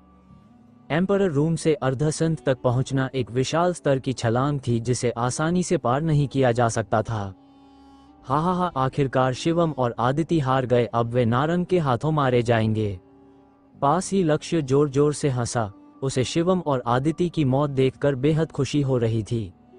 वे नारंग के प्रतिद्वंद्वी नहीं हो सकते, उनका अंत निश्चित है, लखन ने ठंडे स्वर में कहा। चारों ओर अन्य लोग सिर हिलाकर आहें भर रहे थे। नारायण जिन्वू 10वें राजकुमार के स्तर का जीनियस था। सैकड़ों जातियों के युद्ध क्षेत्र में प्रवेश करने वाले जीनियस में ये स्तर लगभग शिखर पर होता है। आदिति और शिवम के पास कोई मौका नहीं था। ऊपर से अभी अभी लड़े युद्ध ने उनकी शक्ति और भी घटा दी थी। नारंग का सामना करना असंभव था। चिर अचानक आकाश में एक फीनिक्स की गूंज फैली। पहले जो अदिति बेहद कमजोर हो चुकी थी, उसकी आभा अचानक प्रचंड हो गई। उसकी अमर अग्नि और भी प्रबल होकर भड़क उठी। आदिति मानो अमर फीनिक्स में बदल गई, पंख फैलाकर आकाश में उड़ी नारंग की प्रकाश किरणों की कैद से निकल गई। उसके पंख तलवारों जैसे थे और उसने सीधा नारंग पर वार किया। नारंग गरजा, उसके पंजे लगातार आदिति से टकराए। धड़ाम धड़ाम दोनों के टकराव से भयानक गड़गड़ाहट हुई और फिनिक्स तथा नारंग दोनों पीछे हटे। लॉर्ड इंपीरियल, तुमने ब्रेक थ्रू किया। नारायण गरजा, मारो। फीनिक्स स्पिरिट दहाड़ा। वो पंख फैलाकर नारायण पर टूट पड़ी। मैं देखना चाहता हूं कि तुम्हारी अमर अग्नि का नियम कितना शक्तिशाली है। नारायण भी दहाड़ते हुए फीनिक्स स्पिरिट पर हमला करने लगा। धड़ाम धड़ाम आकाश में मानो फीनिक्स और नारायण भीषण युद्ध कर रहे हों। ब्रेक थ्रू, शिवम की आंखें भी चमक उठी। जीवन मृत्यु के संकट की घड़ी में अदिति ने वास्तव में सीमा तोड़ दी और ब्रेक थ्रू कर लिया। सीधे अर्धसंत के तीसरे चरण तक पहुंच गई, लॉर्ड इंपीरियल के स्तर पर। इस ब्रेक थ्रू से आदिति की शक्ति आकाश छू गई। अब वह नारंग के बराबर खड़ी थी, उससे भयभीत नहीं। सचमुच ये शीर्ष 10 युद्धकारी दैत्य पशुओं में से एक कहलाने योग्य है। शिवम ने प्रशंसा की। उसे लगा कि अदिति में भी वही गुण है जो उसमें है, संकट की घड़ी में क्षमता को जागृत करना, सीमा तोड़ना और छलांग लगाना। धिक्कार है, ये कैसे हो सकता है? घिनौना लक्ष्य और लखन जो अभी खुश हो रहे थे, अब उनके चेहरे स्याह पड़ गए। आदिति और नारंग का युद्ध बेहद भीषण हो गया था। शिवम ने हस्तक्षेप नहीं किया। पलक झपकते ही दोनों ने सैकड़ों वार किए, फिर भी विजेता तय न हो सका। फीनिक्स स्पिरिट, आज के लिए तुझे छोड़ता हूं, किसी और दिन फिर लड़ेंगे। आखिरकार नारायण एक क्रूर धमकी देकर पीछे हट गया। वह जानता था कि अदिति के ब्रेक थ्रू के बाद अब वह नक्शा और चाबी नहीं ले सकता। उसे पीछे हटना पड़ा। आदिति ने पीछा नहीं किया। वह नारंग को रोक पाने का भरोसा नहीं करती थी। अगर युद्ध जारी रहता तो दोनों ही घायल होते और तीसरा कोई इसका लाभ उठा लेता। अमर अग्नि शांत हुई और आदिति अपनी मूल अवस्था में लौट आए। तुम लोग अब भी यहाँ खड़े हो। आदिति की दृष्टि चारों ओर फैली, विशेषकर लक्ष्य और लखन पर। दोनों के चेहरे का रंग बदल गया और वे तुरंत भाग निकले। अन्य लोग भी मुड़े और चले गए। अब अदिति ब्रेक थ्रू कर अर्धसंत के तीसरे चरण में पहुंच चुकी थी। उसकी युद्ध शक्ति से साधारण जीनियस को मारना मुश्किल नहीं था। पल भर में युद्ध देखने वाले सभी लोग तित्रबिर हो गए। फीनिक्स स्पिरिट तुम्हें ब्रेक थ्रू की बधाई। शिवम आदिति के पास जाकर मुस्कुराया। अदिति के ब्रेक थ्रू से उसे बहुत राहत मिली। अदिति ब्रेक थ्रू कर चुकी थी और आज शिवम की दिखी युद्ध शक्ति मिलकर अब शायद कोई भी उन्हें चुनौती देने की हिम्मत न करता। शिवम, मुझे तुम्हारा धन्यवाद करना चाहिए। अगर तुमने नारंग को रोके न रखा होता तो मुझे ब्रेक थ्रू का मौका न मिलता। फीनिक्स स्पिरिट ने कहा। पहले शिवम ने लगातार नारंग पर हमला किया और उसे घायल किया, जिससे नारंग का ध्यान बट गया, वरना वह पूरी तरह उसे परिष्कृत करने की कोशिश करता। उस स्थिति में ब्रेक थ्रू से पहले ही वो परिष्कृत हो जाती। संभावना जगाना, सीमा तोड़ना और छलांग लगाना, ये सब संकट में ही संभव होते हैं, लेकिन इसमें खतरा भी होता है। जरा सी चूक जीवन छीन सकती है। इसके बाद अदिति ने फीनिक्स पैलेस के लोगों को आदेश दिया कि वे महल की सफाई करें। आखिरकार युद्ध के बाद वह जगह अस्त व्यस्त हो चुकी थी। शिवम और आदिति अपने कमरों में लौटे। आदिति को ब्रेक थ्रू के बाद अपनी साधना स्थिर करनी थी और शिवम को अपनी शक्ति पुनः प्राप्त करनी थी। इस युद्ध के बाद शिवम और आदिति इतने प्रसिद्ध हो गए कि अब कोई उनके खिलाफ साजिश करने की हिम्मत नहीं करेगा। लेकिन डार्क वाटर सिटी की लड़ाइयां और भी अधिक भीषण होती जा रही थीं। डार्क वाटर सिटी में इधर उधर गठबंधन हो रहे थे। बड़े बड़े जीनियस आपस में मिलकर एक ताकत बना रहे थे जिसका केंद्र रियनकानेशन एम्परस टूम का मैप की था। 10 दिनों से ज्यादा समय बाद स्थिति धीरे धीरे स्थिर हो गई। इसी समय प्रिंस ने शिवम और अदिति को साउंड ट्रांसमिशन भेजा। रियनकानेशन एम्परस टूम की कीज और मैप सब इकट्ठा हो गए हैं। उन्हें जिनवू टेम्पल में बुलाया गया ताकि मैप्स को मिलाकर टूम की ओर जाया जा सके। आखिरकार आ ही गया। शिवम ने साधना समाप्त की। उसकी आंखों में चमक कौंधी और अदिति के साथ मिलकर गोल्डन वुडियान की ओर उड़ चला। रियनकानेशन एम्परस टूम की कीज और मैप्स वाले लोग सब गोल्डन टेम्पल में इकट्ठा हो गए हैं। क्या मैप्स पहले से जुड़ चुके हैं? चलो देखते हैं। डार्क वाटर सिटी में बहुत से लोग जिनवू टेम्पल की ओर उड़ चले। जल्द ही शिवम और अदिति जिनवू टेम्पल पहुंच गए। इस बार चौक में मिलने के बजाय जैसे ही वे पहुंचे, जिनवू ट्राइब के लोग उन्हें सीधे मंदिर के अंदर एक आंगन में ले गए। जिनके पास मैप और कीज नहीं थे वे केवल जिनवू टेम्पल के बाहर इंतजार कर सकते थे। जब शिवम और आदिति पहुंचे तो उन्होंने देखा कि पहले से ही बहुत से लोग वहां मौजूद थे। मुकेश गुस्से में अकेले खड़ा था। वहां एक पीले वस्त्रों वाला युवक भी था। इसने पहले किसी और से मैप और की छीन लिए थे। ये भी प्रिंस और मोहन के बराबर का जीनियस था। इसके अलावा कुछ लोग ऐसे भी थे जिनकी शक्ति गहरी और रहस्यमयी थी। वे भी प्रिंस के 10वें स्तर के बराबर के जीनियस थे जिन्हें पहले नहीं देखा गया था। साफ था कि वे अन्य शहरों से आए थे। साथ ही कुछ और समूह भी थे जिनमें 4-5 लोगों से लेकर 7-8 लोग तक शामिल थे। इन्हीं में एक समूह में शिवम ने लक्ष्य और लखन को भी देखा। ये लोग ब्लड प्रिजनर जैसे स्तर पर अपेक्षाकृत कमजोर थे, इसलिए ज्यादातर ने गठबंधन का तरीका चुना था। 4-5 या 5-6 लोग मिलकर कीज और मैप्स को संभाल रहे थे। फिर कुछ और लोग आए। हर समूह में 4-5 से अधिक लोग थे। इनमें से 7 लोगों वाला एक समूह शिवम पहचानता था। ये वही विमल थे जिन्होंने पहले शिवम और आदिति को लूटने की कोशिश की थी। विमल और उसके साथी शिवम और आदिति को देखकर डर से कांप उठे। एक और समूह में 6 लोग थे। उनमें से एक काले स्केल आर्मर में था जो शिवम को ठंडी निगाहों से घूर रहा था। उसकी आंखों में हत्यारी चमक थी। नारायण शिवम की नजर बदली और उसकी सांसों से उसने तुरंत पहचान लिया कि यह स्केल पहने युवक वही ग्लटनस है। लगता था कि नारायण ने भी सहयोग के लिए एक समूह ढूंढ लिया था और रियनकानेशन एम्परस टूम में जाने का इरादा रखता था। ठीक है, रियनकानेशन एम्परस टूम की कीज और मैप्स की 10 सेट इकट्ठा हो चुकी है, लेकिन मैप्स को मिलाने से पहले मैं एक बात स्पष्ट करना चाहता हूँ। जिसके पास मैप और की है वे उन्हें साथ ले जा सकते हैं, लेकिन अब से तय करना होगा कि कौन जाएगा। बाद में और लोगों को नहीं जोड़ा जाएगा। ब्रदर, ये ब्रदर शी सेंट फीनिक्स, क्या तुम लोगों को कोई आपत्ति है? प्रिंस ने कहा और उसकी नज़र मोहन, अदिति, राहुल, नारायण, ऊज आदि पर गई। ऐसा ही करो, मुझे कोई आपत्ति नहीं। मोहन, राहुल और अन्य ने सिर हिलाया। बाकियों ने कुछ नहीं कहा। जिनके साथ होना था वे पहले से उनके साथ थे। ये सब शीर्ष जीनियस थे। हर एक सेलेस्टियल स्पिरिट स्तर का अस्तित्व, अर्थ स्पिरिट बॉडी वाले, चाहे वे हाफ सेंट के तीसरे स्तर पर ही क्यों न हो, यहाँ मौजूद किसी का भी मुकाबला नहीं कर सकते थे। ठीक है, तो अब मैप निकालो, प्रिंस ने कहा, और सबसे पहले उसने 2 जेड सिंबल्स निकाले। उसमें एसेंस डाला, जेड सिंबल्स चमक उठे और 2 मैप्स हवा में प्रकट हो गए। फिर बाकियों ने भी जेड सिंबल्स निकालकर एसेंस डाला। शिवम ने भी ऐसा ही किया। कई मैप्स हवा में प्रकट हुए और आपस में जुड़ गए। कुल 10 क्षेत्रों को जोड़कर पूरा मैप बन गया। इस समय मैप से तेज रोशनी निकली और उस पर एक उज्ज्वल बिंदु प्रकट हुआ। वही है रिइंकार्नेशन एम्परस टूम। बहुत से लोगों की आंखें चमक उठी और उन्होंने तुरंत मैप याद कर लिया।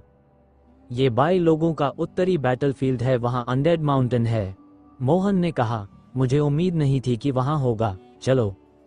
प्रिंस ने कहा। फिर सबने जेड सिंबल्स वापस रखे और आकाश में उड़ते हुए उत्तर की ओर चल पड़े। वे बाहर आ गए हैं, निश्चित ही टूम की स्थिति जान गए होंगे। जिन्वू टेम्पल के बाहर बहुत लोग इंतजार कर रहे थे। जब शिवम बाहर आया तो अचानक शोर मच गया। चलो उनका पीछा करो, शायद हम भी एम्परर समसारा के टूम में जाकर मौका पा सकें। हाँ, उनका पीछा करो। भीड़ हवा में उठी और शिवम के पीछे चल पड़ी। जिनके पास रिइंकार्नेशन एम्परस टूम की कीज और मैप्स नहीं है, सब चले जाओ, नहीं तो मरोगे। प्रिंस की आंखों से सुनहरी रोशनी फैली और उसने चारों ओर नजर दौड़ाई। उसी समय मोहन, नारायण, ऊज आदि ने भी चारों ओर घूरा। तुम बहुत ज्यादा हावी हो रहे हो, हम कहाँ जाएंगे, ये हमारी मर्जी है, क्या तुम हमें भी नियंत्रित करोगे? हाँ, तुम अपने रास्ते जाओ, हम अपने रास्ते, इससे तुम्हें क्या लेना देना? कुछ लोगों ने चिल्लाकर कहा, जिद्दी हो, मार डालो। प्रिंस के 10वें राजकुमार ने अचानक चिल्लाया और उसके शरीर से भयानक ग्रेट डे फायर फैल गया। उसका शरीर सुनहरी रोशनी बनकर निकल पड़ा। पुछ पुछ पुछ, प्रिंस के पंजे जिन्वू क्लॉज बन गए और आकाश को चीरते हुए निकले। जिसे भी पकड़ते वह सुनहरी लपटों से घिरकर राख बन जाता। पल भर में दर्जनों युवाओं को मार डाला गया, सबका नाश हो गया। बाकी लोग डर से पीछे हट गए और प्रिंस की ओर भय से देखने लगे। अगर फिर पीछा किया तो बिना दया के मार दिया जाएगा। प्रिंस के 10वें राजकुमार ने ठंडी आवाज में कहा। इस बार कोई भी उनका पीछा करने की हिम्मत नहीं कर पाया। हालांकि उनकी संख्या अधिक थी, लेकिन उनकी शक्ति प्रिंस के सामने बहुत कम थी। अगर लड़ाई होती तो केवल कत्ल ही होता। और भी कई शक्तिशाली लोग थे जिन्होंने अभी तक हाथ नहीं उठाया था। अगर वे करते तो वाकई हाहाकार मच जाता। चाहे लोग मन से अनिच्छुक थे, वे केवल शिवम को जाते हुए देख सकते थे, क्योंकि उनकी ताकत पर्याप्त नहीं थी। मार्शल आर्ट्स की दुनिया में कमजोर मजबूत का शिकार होते हैं। ताकत न हो तो मौका सामने होकर भी छिन जाता है। शिवम और अन्य लगातार उत्तर की ओर बढ़ते गए। मैप के निर्देशानुसार वे 2 दिन तक उड़ते रहे और एक वीरान जगह पहुंचे। यह एक बंजर भूमि थी। चारों ओर नजर डालो तो हड्डियों से ढकी हुई। हालांकि ये हड्डियां पूरी तरह मौसम से घिस चुकी थीं और उनमें कोई आध्यात्मिकता नहीं थी। पूरे बंजर में मृत्यु की आभा फैली हुई थी। स्पष्ट था कि यह किसी प्राचीन युद्धभूमि का अवशेष था। बंजर के सामने एक विशाल पर्वत था जो सपाट बंजर में विशेष रूप से शानदार दिखाई दे रहा था। मैप के अनुसार लक्ष्य वही पर्वत था। ओह ओह, वे पर्वत की ओर उड़ चले। शू अचानक एक तलवार की किरण शून्य को चीरती हुई एक जीनियस की ओर आए। धड़ाम, उस जीनियस ने प्रहार करके उस तलवार को तोड़ डाला। लेकिन अगले ही क्षण मृत बंजर भूमि फटी और एक आकृति जमीन से बाहर निकलकर उनके सामने खड़ी हो गई। ये आकृतियां विभिन्न रूपों में थीं, कुछ राक्षस और दैत्याकार पशु तो कुछ मानवीय। कुछ मानवीय आकृतियां युद्ध कवच पहने हुए थीं, हाथों में युद्ध तलवारें, युद्ध चाकू आदि पकड़े हुए, लेकिन उनमें एक समानता थी, वे सब मौत से भरे हुए थे। ये तो अनडेड है, किसी ने आवाज लगाई। मारो, इन मानव जातियों को मार डालो। एक काले योद्धा जैसे अनडेड ने, जो युद्ध कवच पहने और युद्ध तलवार पकड़े था, तलवार घुमाते हुए आदेश दिया। गर्जना मारो। हजारों की संख्या में अनडेड शिवम की ओर टूट पड़े और हर एक एम्परर की से ऊपर का अस्तित्व था। असंख्य हमले शिवम की ओर लपके। मारो। प्रिंस का 10वां राजकुमार 3 पैर वाले गोल्डन क्रो में बदल गया। सूर्य की आग भयंकर रूप से जलने लगी। उसके गुजरते ही दर्जनों अनडेड राख में बदल गए। लोकी हां ने दोनों हथेलियां शून्य में फैलाई। आकाश बिजली से भर गया। हर बिजली की गड़गड़ाहट से एक अनडेड नष्ट हो गया। नारायण ने भी अपना असली रूप लिया। एक दहाड़ के साथ उसके मुंह से विनाश की किरण निकली और एक बड़ा समूह अनडेड का खत्म हो गया। ऐसे ऐसे जीनियस के हमलों से शीप ओशन जैसे भी दंग रह गए। उनकी ताकत ने हजारों अनडेड को हिला दिया। इसी बीच अन्य लोगों ने भी प्रहार करना शुरू किया। तरह तरह की आक्रामक तकनीकें फटी और अनडेड एक एक कर मरने लगे। लेकिन अनडेड की संख्या बहुत अधिक थी और वे लगातार जमीन से निकल रहे थे। साथ ही उनकी ताकत भी और बढ़ती जा रही थी। गर्जना। एक विशाल सफेद हड्डियों से बना बाघ जोरदार गर्जना करता हुआ प्रिंस की ओर लपका। ये सफेद हड्डियों वाला बाघ हाफ सेंट के तीसरे स्तर की शक्ति से भरा हुआ था और उसकी आभा बहुत ही भयानक थी। लेकिन प्रिंस ने उसे भी एक ही चाल में समाप्त कर दिया।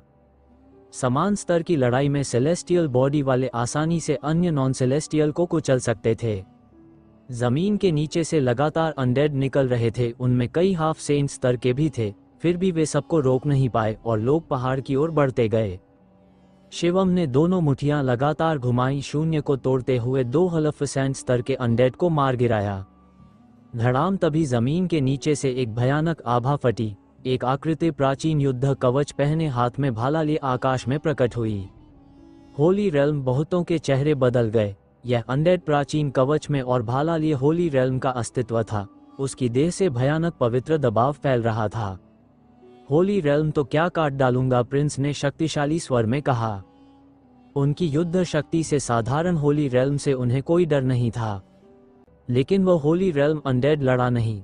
उसने केवल शिवम की ओर ठंडी नजर डाली और सूखी आवाज में कहा, वापस हटो। फिर जो अनडेड पागलों की तरह हमला कर रहे थे वे ज्वार की तरह पीछे हट गए, जमीन में समा गए और गायब हो गए। वो होली रेल्म अनडेड भी वहीं गायब हो गया, वापस हट गए। कोई हैरान था। होली रेल्म का आदेश अगर न हटते तो केवल मारे जाते। पीछे हटना स्वाभाविक था। प्रिंस ने आत्मविश्वास से कहा। भीड़ आगे बढ़ती रही।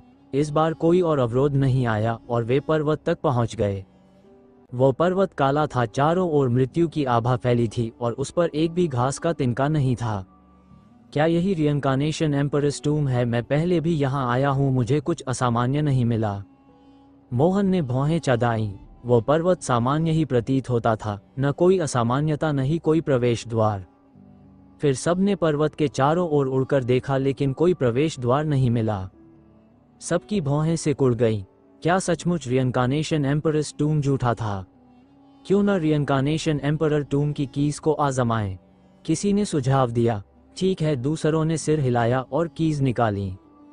बस जैसे ही लोगों ने कीज निकाली, एक अद्भुत दृश्य हुआ। 10 कीज कांपने लगी, तेज रोशनी फैली और वे लोगों के हाथों से निकलकर पर्वत की ओर उड़ चलीं। फिर पर्वत के ऊपर ठहरकर वे तेजी से बड़ी होने लगी, हर एक विशाल आकार की हो गई।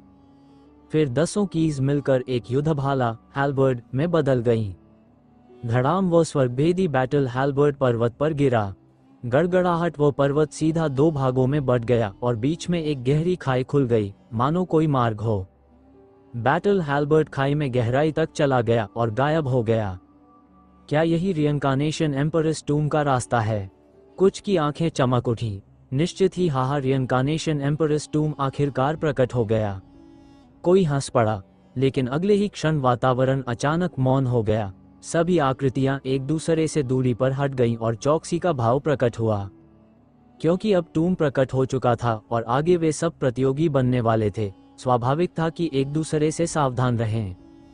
हम्फ प्रिंस ने ठंडी हंसी के साथ कदम बढ़ाए और आकाश में उड़ते हुए खाई में प्रवेश कर गया। चलो, अन्य लोग भी तेजी से खाई की ओर उड़ चले, लेकिन जैसे ही वे खाई में पहुंचे उनकी आंखें सिकुड़ गईं। पर्वत बीच से बट गया था और सामान्यतः दूसरी ओर पर्वत होना चाहिए था, लेकिन वास्तव में ऐसा नहीं था। खाई की गहराई में एक मार्ग था जो सीधे किसी अज्ञात स्थान की ओर अंतरिक्ष को चीरता चला गया। सभी लोग मार्ग के प्रवेश द्वार पर पहुंचे। सबसे पहले प्रिंस ही चैनल में घुसा। जैसे ही वो अंदर गया उसका चेहरा थोड़ा बदल गया, लेकिन वह आगे बढ़ता रहा। बाकी लोग भी चैनल में दाखिल हो गए। बहुत दबाव है यहाँ, नो ए जोन है, उड़ना कठिन है। जैसे ही कोई अंदर पहुंचा उसने गंभीर स्वर में कहा। शिवम और आदिति भी चैनल में दाखिल हुए और तुरंत उन पर पहाड़ जैसा दबाव उतर आया। ये दबाव इतना भारी था कि यहाँ उड़ना असंभव था, केवल कदम कदम आगे बढ़ा जा सकता था। भीड़ एक दूसरे की रक्षा करते हुए आगे बढ़ी। वे मानो किसी अंतरिक्ष चैनल में आ गए हों। चारों ओर सफेद धुंध थी, पता नहीं कहाँ। वे धीरे धीरे आगे बढ़ते रहे, लेकिन आधा घंटा, 1 घंटा, 2 घंटे बीत गए, फिर भी वे उसी चैनल में थे। आगे देखते तो मार्ग का कोई अंत नजर नहीं आता। इतना लंबा क्यों है, इसका अंत कब आएगा? क्या वाकई आगे संसार टूम है? चाहे जो हो, हमें अंत तक पहुंचना ही होगा और सब आगे बढ़ते रहे। समय धीरे धीरे बीतता गया, 1 घंटा फिर दूसरा घंटा। वे पूरे दिन चलते रहे लेकिन अब भी उसी मार्ग में थे, मानो यह मार्ग कभी खत्म ही न हो। लेकिन यहाँ कोई हार मानने वाला नहीं था, सभी आगे बढ़ते रहे। देखते ही देखते 10 दिन बीत गए और वे अब भी उस मार्ग में ही थे। इस समय तक कई लोगों की भौहें सिकुड़ चुकी थीं, धैर्य रखने वाले भी बेचैन होने लगे थे। क्या यह मार्ग सचमुच रिइंकार्नेशन एम्परस टूम की ओर जाता है? लेकिन अब जब वे यहाँ तक आ गए थे तो लौटना असंभव था, केवल आगे ही बढ़ सकते थे। जल्दी ही 5 और दिन बीत गए, अंत दिखाई दे रहा है। अचानक किसी ने उत्साहित होकर चिल्लाया, सामने मार्ग का अंत आता हुआ दिखा। दूर से एक अंधकार में स्थान जैसा लग रहा था। सबने लंबी सांस छोड़ी। आधा महीना वे एक ही तरह के मार्ग में चलते रहे जहां न कोई दृश्य था न कोई अंत। सबसे बड़ी समस्या ये थी कि उन्हें ये भी नहीं पता था कि कितना और चलना पड़ेगा। ये सचमुच धैर्य की परीक्षा थी। सौभाग्य से यहाँ मौजूद सभी जीनियस असाधारण थे, जो 100 क्लैन बैटलफील्ड तक साधना के लिए आ सकते थे। उनकी प्रतिभा सभी पहलुओं में अद्वितीय थी, धैर्य और इच्छा शक्ति की कमी उनमें नहीं थी। चलो, तुरंत ही सभी उत्साहित हो गए और गति तेज कर दी, इस डर से कि कहीं वे दूसरों से पीछे न रह जाएं और अवसर खो न दें। शिवम और आदिति ने भी गति बढ़ाई और जल्द ही मार्ग से निकलकर उस अंधकार में क्षेत्र में प्रवेश किया। जैसे ही वे मार्ग से बाहर आए, शरीर हल्का हो गया, दबाव गायब हो गया और फिर से शून्य पर नियंत्रण लौट आया। लेकिन बाहर निकलने के बाद सब हवा में खड़े होकर आगे देख हैरान रह गए। कब्रें जहां तक नजर जाती हर तरफ कब्रें ही कब्रें थीं, असंख्य। कुछ छोटी सी मिट्टी की ढेरी जैसी थीं तो कुछ पहाड़ों जैसी विशाल। ये कैसे हो सकता है, इतनी सारी कब्रें? क्या ये सचमुच रिइंकार्नेशन एम्परस टूम है? किसी ने संदेह जताया। इतनी सारी कब्रें, क्या ये वास्तव में रिइंकार्नेशन एम्परस टूम है? इन कब्रों में दफन लोग भी असाधारण होंगे, इनमें खजाने भी हो सकते हैं। किसी ने फुसफुसाया, जिससे सभी की आंखें चमक उठी। हाँ, यहाँ दफन होने वाले साधारण तो नहीं होंगे। इतने खजाने, क्या ये सब पाने का मौका नहीं है? ओह ओह ओह! अचानक लोग कब्रों की ओर दौड़ पड़े। वे अपने अपने लक्ष्य ढूंढ रहे थे। कोई एक कब्र देखता और तुरंत उसकी ओर झपट पड़ता। सावधान! शिवम ने अदिति को साउंड ट्रांसमिशन से चेताया। उसे हमेशा लगता था कि यह इतना आसान नहीं होगा। दोनों सावधानी से कब्रों के क्षेत्र में उड़ते हुए पहुंचे, लेकिन जैसे ही वे एक कब्र के करीब पहुंचे, वह चमकने लगी और उसमें से एक आकृति बाहर निकली। मारो मारो! वो आकृतियां, पुरुष, स्त्रियां, बूढ़े, बच्चे, यहाँ तक कि कई मानव भी नहीं थे, लेकिन सब एक स्वर में चिल्लाते हुए हमला करने लगे। उनकी शक्ति भयावह थी। छपाक एक जीनियस लापरवाह था, उसे भाले से आर पार कर दिया गया। अगर वह पीछे न हटता तो वहीं मर जाता। शू एक घातक तलवार प्रकाश शिवम पर टूटा। शिवम ने तुरंत मुक्का मारा और तलवार प्रकाश से टकराया। धमाके के साथ तलवार प्रकाश बिखर गया, लेकिन शिवम की मुट्ठी सुन्न हो गई। क्या भयानक हमला है! शिवम की आंखें सिकुड़ गईं। मारो मारो मारो! कब्र से लगातार आकृतियां निकलती, चिल्लाती और हमला करती। ये आकृतियां असली शरीर नहीं थी, भूत प्रेत जैसे प्रतीत होती थीं। प्रिंस पर एक विशाल बैल ने हमला किया। उसने अपना असली रूप लिया और उससे भिड़ गया। आसमान हिल गया। एक वार में उसने बैल को फाड़ डाला, लेकिन हैरानी की बात यह थी कि बैल फिर भी नष्ट नहीं हुआ। दूसरे लोग भी यही अनुभव कर रहे थे। भूतों को चाहे जितनी बार हराओ, वे फिर से प्रकट हो जाते। शू शू शू! शिवम पर हमला करने वाला भूत एक बूढ़े इंसान जैसा था, जिसकी तलवार प्रकाश रहस्यमयी थी और चारों ओर से शिवम को ढक रही थी। शिवम ने ब्लैक ड्रैगन गन थामा और भाले की कला दिखाते हुए उस बूढ़े के हमले से भिड़ गया। लगातार दर्जनों टक्करों के बाद शिवम ने एक वार से उस आकृति को चकनाचूर कर दिया, लेकिन तुरंत ही वह आकृति फिर से बन गई।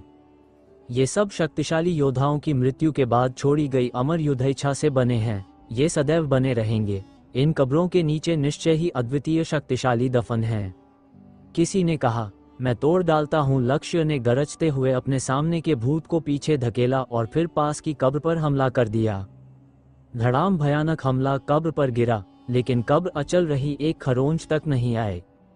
लेकिन तभी एक अद्भुत दृश्य हुआ। उस कब्र से प्रकाश की किरण निकली और सीधे लक्ष्य को लपेट लिया।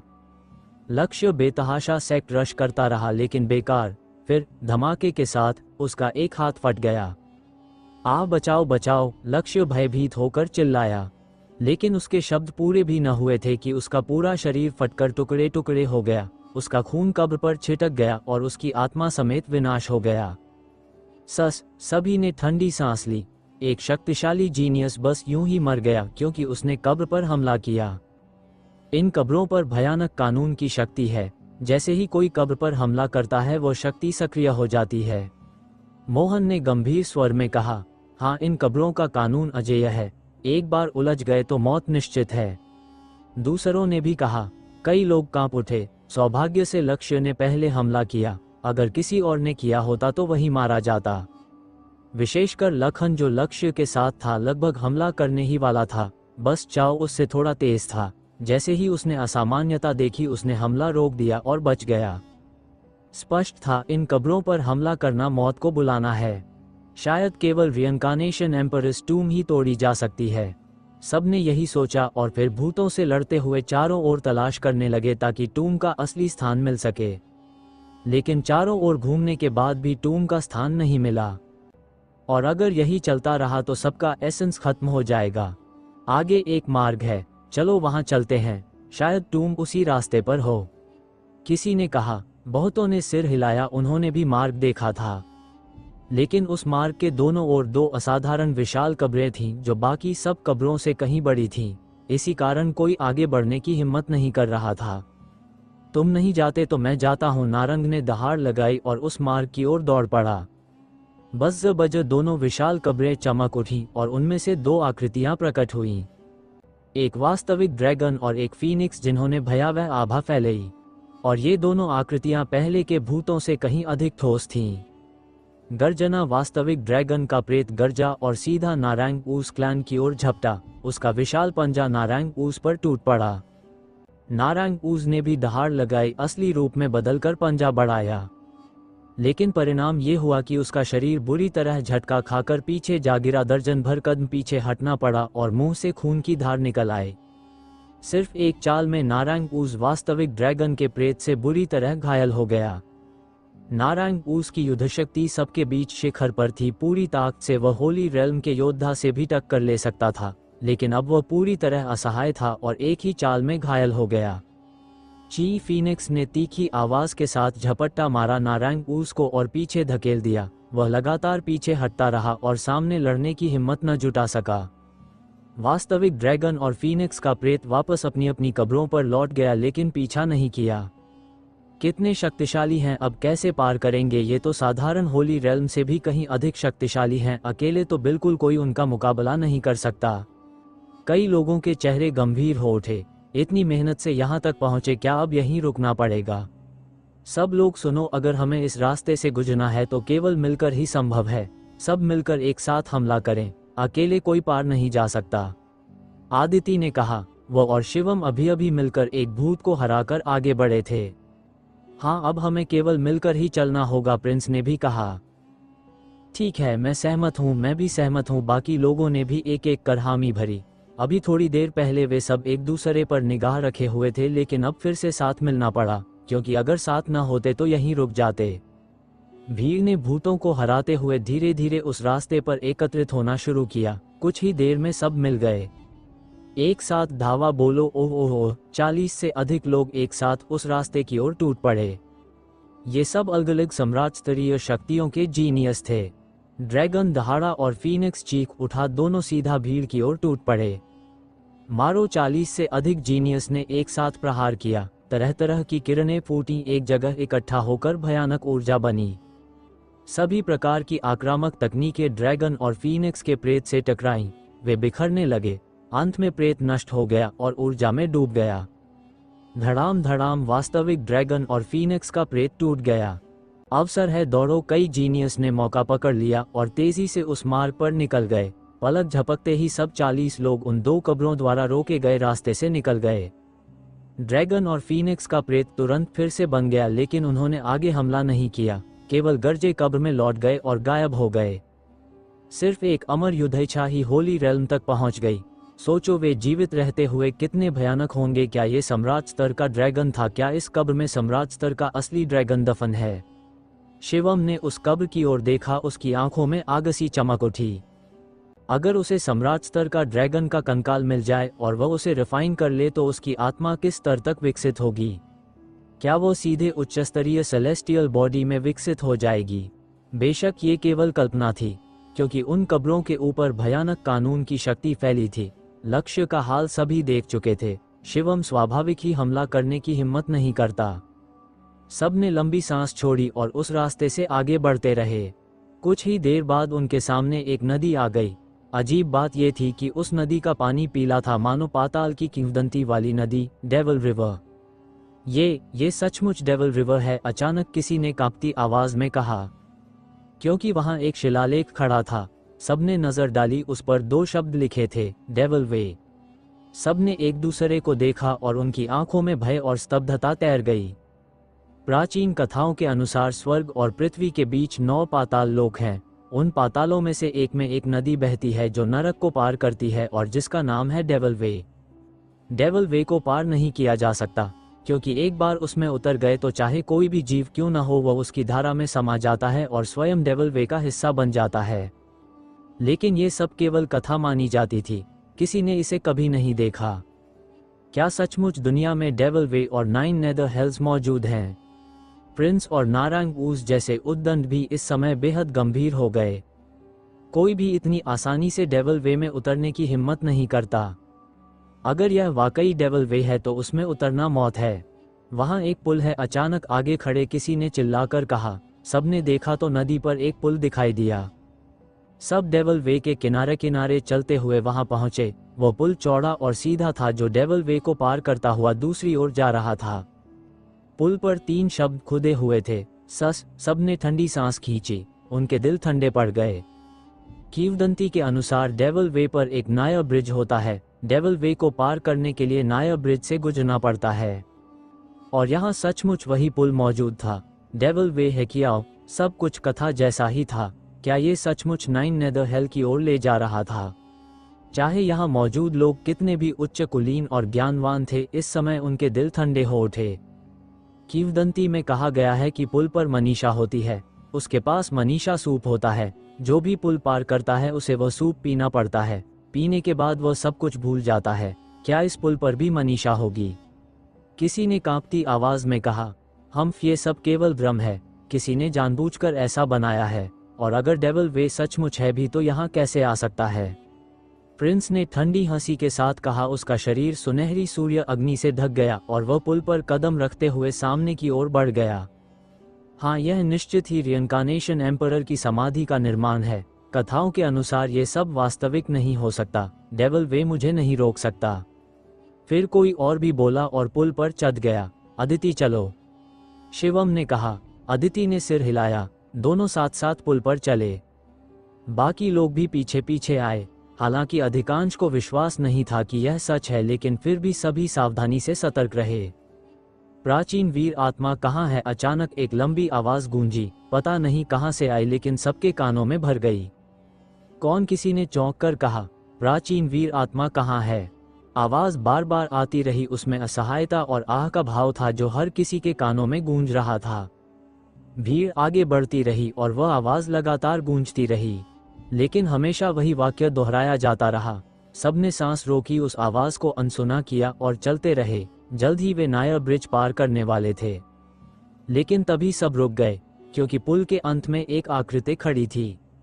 एक बूढ़ी औरत। वह औरत बेहद बूढ़ी थी, झुकी हुई पीठ, काले वस्त्र, सिर पर सफेद बाल, चेहरे पर झुर्रियां मानो पहाड़ों जैसी। उसके हाथ में एक कटोरा था जिसमें दूध सा सफेद तरल भरा था। मनीषा। सबके मन में ये नाम कौंध गया। गुर जैसे ही मनीषा नाम आया, कई लोगों ने अनायास लार निगल ली। क्या सचमुच पुल पर मनीषा मौजूद है? कई लोगों की पीठ पर ठंडा पसीना बहने लगा। डेविल वे ब्रिज, मनीषा, सब कुछ बिल्कुल किंवदंती जैसा था।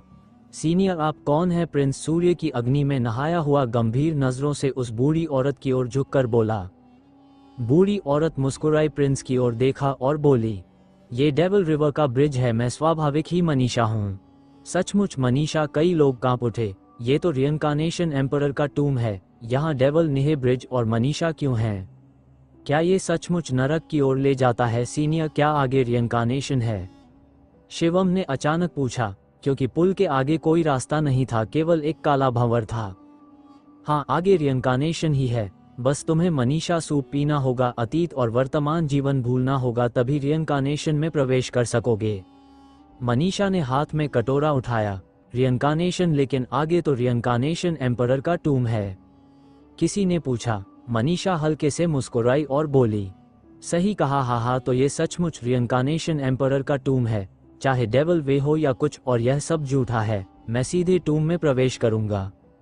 प्रिंस हंसते हुए आगे बढ़ा, लेकिन मनीषा उसके सामने आ खड़ी हुई और बोली, युवक, रियनकार्नेशन में प्रवेश करने के लिए मनीषा सूप पीना अनिवार्य है। अतीत और वर्तमान भूलकर ही प्रवेश संभव है। हट जाओ, मुझे कोई मेरी स्मृतियां भुलवा नहीं सकता। प्रिंस का 10वां राजकुमार घमंड से बोला और उसकी हथेली से सूर्य की भयानक ज्वाला मनीषा की ओर चली। लेकिन मनीषा ने हल्का सा हाथ हिलाया और सूर्य की वो अग्नि तुरंत बुझ गई। प्रिंस की आंखें सिकुड़ गईं, वह 3 पैर वाले गोल्डन क्रो में बदल गया। उसके चारों ओर भयानक ज्वालाएं थीं, मानो सूरज खुद निकल आया हो। उसने पंख फैलाए और सीधे मनीषा को पार करके अंधेरे भंवर में कूदना चाहा। युवक बहुत उतावला है, मनीषा ने धीमे से कहा और उसका सूखा पंजा आगे बढ़ा। वो पंजा तुरंत फैलकर पहाड़ जैसा हो गया और प्रिंस को पकड़ लिया।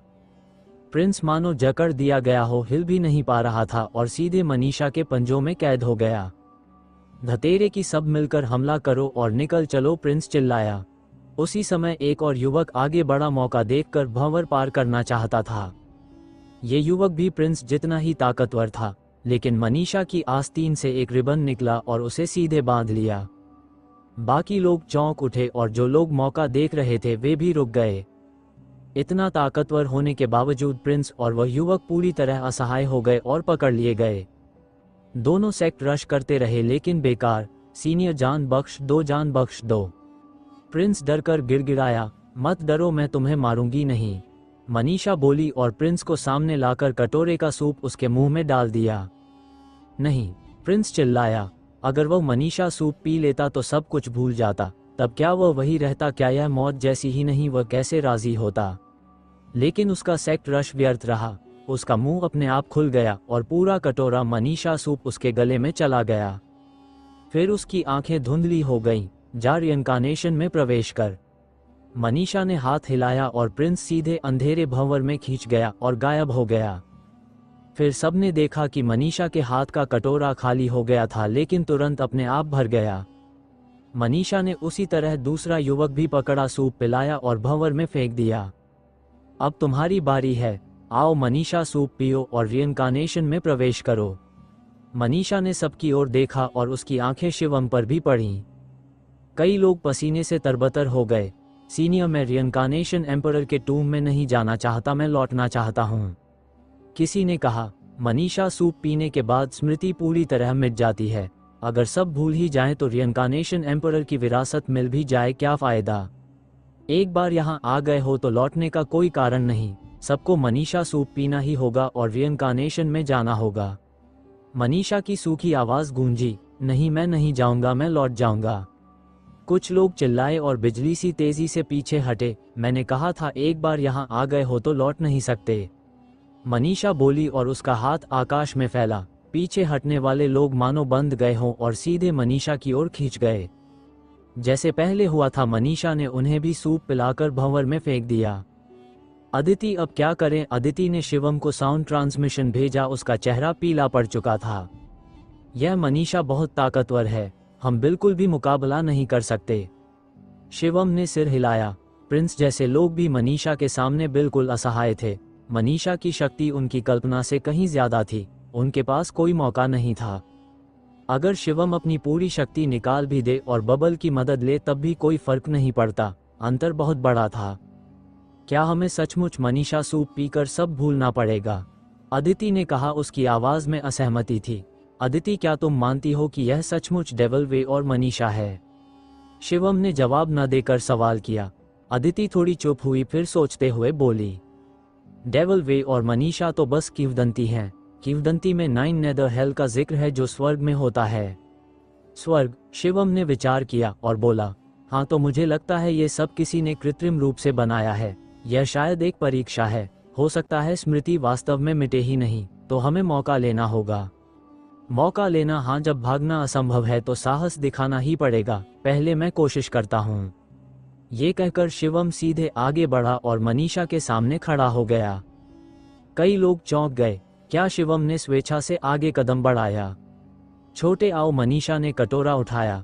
ठीक है, शिवम ने सीधा मनीषा सूप लिया, पी गया, कटोरा लौटाया और छलांग लगाकर काले भंवर में कूद गया।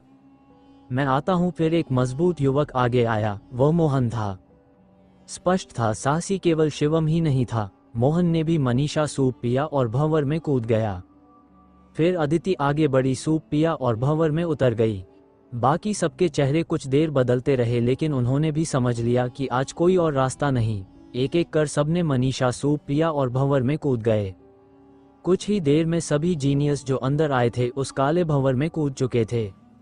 जैसे ही सब भंवर में गायब हो गए, हेकियाओ ब्रिज पर खड़ी मनीषा एक धुंधली छाया जैसी बनी और धीरे धीरे बिखर गई, मानो वह कभी अस्तित्व में थी ही नहीं। जैसे ही शिवम ने भंवर में छलांग लगाई, उसे चक्कर आने लगे। उसका मन और भी अधिक भ्रमित हो गया। धीरे धीरे वह गहरे अंधकार में डूब गया, जहां उसे कुछ भी महसूस नहीं हुआ। पता नहीं कितना समय बीत गया, फिर धीरे धीरे शिवम को होश आने लगा। उसने धीरे धीरे आंखें खोली। उसकी आंखों में एक गहरा अनुभव झलक रहा था, मानो उसने समुद्र जयी अनंत उतार चढ़ाव देख लिए हों। 9 जन्म और 9 जीवन गुजर चुके। क्या सचमुच इस ब्रह्मांड में पुनर्जन्म मौजूद है? शिवम ने बुदबुदाते हुए कहा। उसकी आंखों में जटिल भावनाएं थीं। उसी क्षण एक श्रृंखला सी तस्वीरें उसके मन में प्रकट हुईं। सब कुछ उसे याद आने लगा। उसने मनीषा सूप पिया, भंवर में छलांग लगाई और फिर अंधकार में गिर गया। उसके बाद उसने 9 जीवन और 9 जन्म अनुभव किए। पहला जीवन, एक साम्राज्य के सेनापति परिवार में जन्मा। बचपन से युद्ध लड़ा। मध्य आयु तक सम्राट का सेनापति बना, लेकिन सम्राट की ईर्ष्या का शिकार हुआ और झूठे आरोप में मारा गया। दूसरा जीवन, गरीब परिवार में जन्मा विद्वान। प्रथम स्थान पाने का संकल्प लिया। सफलता पर राजपरिवार की बेटी से प्रेम किया और राजपरिवार ने गुप्त रूप से उसे मार डाला। तीसरा जीवन, साधारण गांव वाला। विवाह किया, संतान हुई। कल्टिवेशन करता, पत्नी बुनाई करती। अंत में पोते पोतियों से घिरा हुआ शांतिपूर्वक मृत्यु को प्राप्त हुआ। चौथा जीवन, 5वां, 9वां जीवन, वह एक निकम्मा बना जिसका रक्त जागृत नहीं हुआ। बांस और घोड़े के बीच अपमानित हुआ। फिर संयोग से सुप्रीम टेम्पल मिला और मार्शल आर्ट्स की राह पर चला। बाद में जब तीसरी रक्तरेखा जागी तो उसके गर्जन से वह अचानक होश में आ गया, मानो पुनर्जन्म का चक्र समाप्त हो गया हो। 9वां जीवन तो मेरा अपना जीवन है। क्या ये सचमुच पुनर्जन्म था या मैंने अपने पिछले 8 जन्मों की स्मृतियां जागृत की? शिवम बुदबुदाया। वह स्तब्ध और भ्रमित था। उसे समझ नहीं आ रहा था कि सच्चाई क्या है और भ्रम क्या है। क्या उसकी जिंदगी वाकई संसार का हिस्सा रही? उसका अब तक का सफर क्या सच था या मायावी? इसी समय एक बूढ़ी आवाज उसके कानों में गूंजी। छोटे, मैंने नहीं सोचा था कि तुम 9वें जीवन में ही जाग जाओगे। यह मेरी अपेक्षाओं से परे है। शिवम का दिल धक से रह गया। उसने चारों ओर देखा। वह एक विशाल गुप्त कक्ष में था। एक काले वस्त्रों वाला बूढ़ा आदमी धीरे धीरे उसकी ओर बढ़ रहा था। सीनियर, आप कौन हैं? शिवम ने मुट्ठी बांधकर आदर जताया। बूढ़ा आदमी हल्की मुस्कान के साथ बोला, पहले लोग मुझे संसारक कहते थे, आप रियंकानेशन एम्परर हैं? शिवम ने आश्चर्य से कहा। उसका मन धीरे धीरे स्पष्ट हो रहा था। क्या रियंकानेशन एम्परर की मृत्यु नहीं हुई थी? हाँ, ऐसा ही समझो, लेकिन अब मैं केवल एक शेष आत्मा की किरण हूँ। आज ड्रैगन लॉर्ड के 3 एपिसोड आएंगे, 3 पार्ट। बाकी स्टोरीज के भी एपिसोड आएंगे और जो नई स्टोरी स्टार्ट की उसके भी पार्ट्स आ जाएंगे। मेंबर्स के लिए बहुत जल्दी स्टार्ट होगी और नई स्टोरी भी एक और आएगी जो कि बहुत छोटी होगी। 1 महीने के अंदर एंड होने वाली स्टोरीज आएंगी।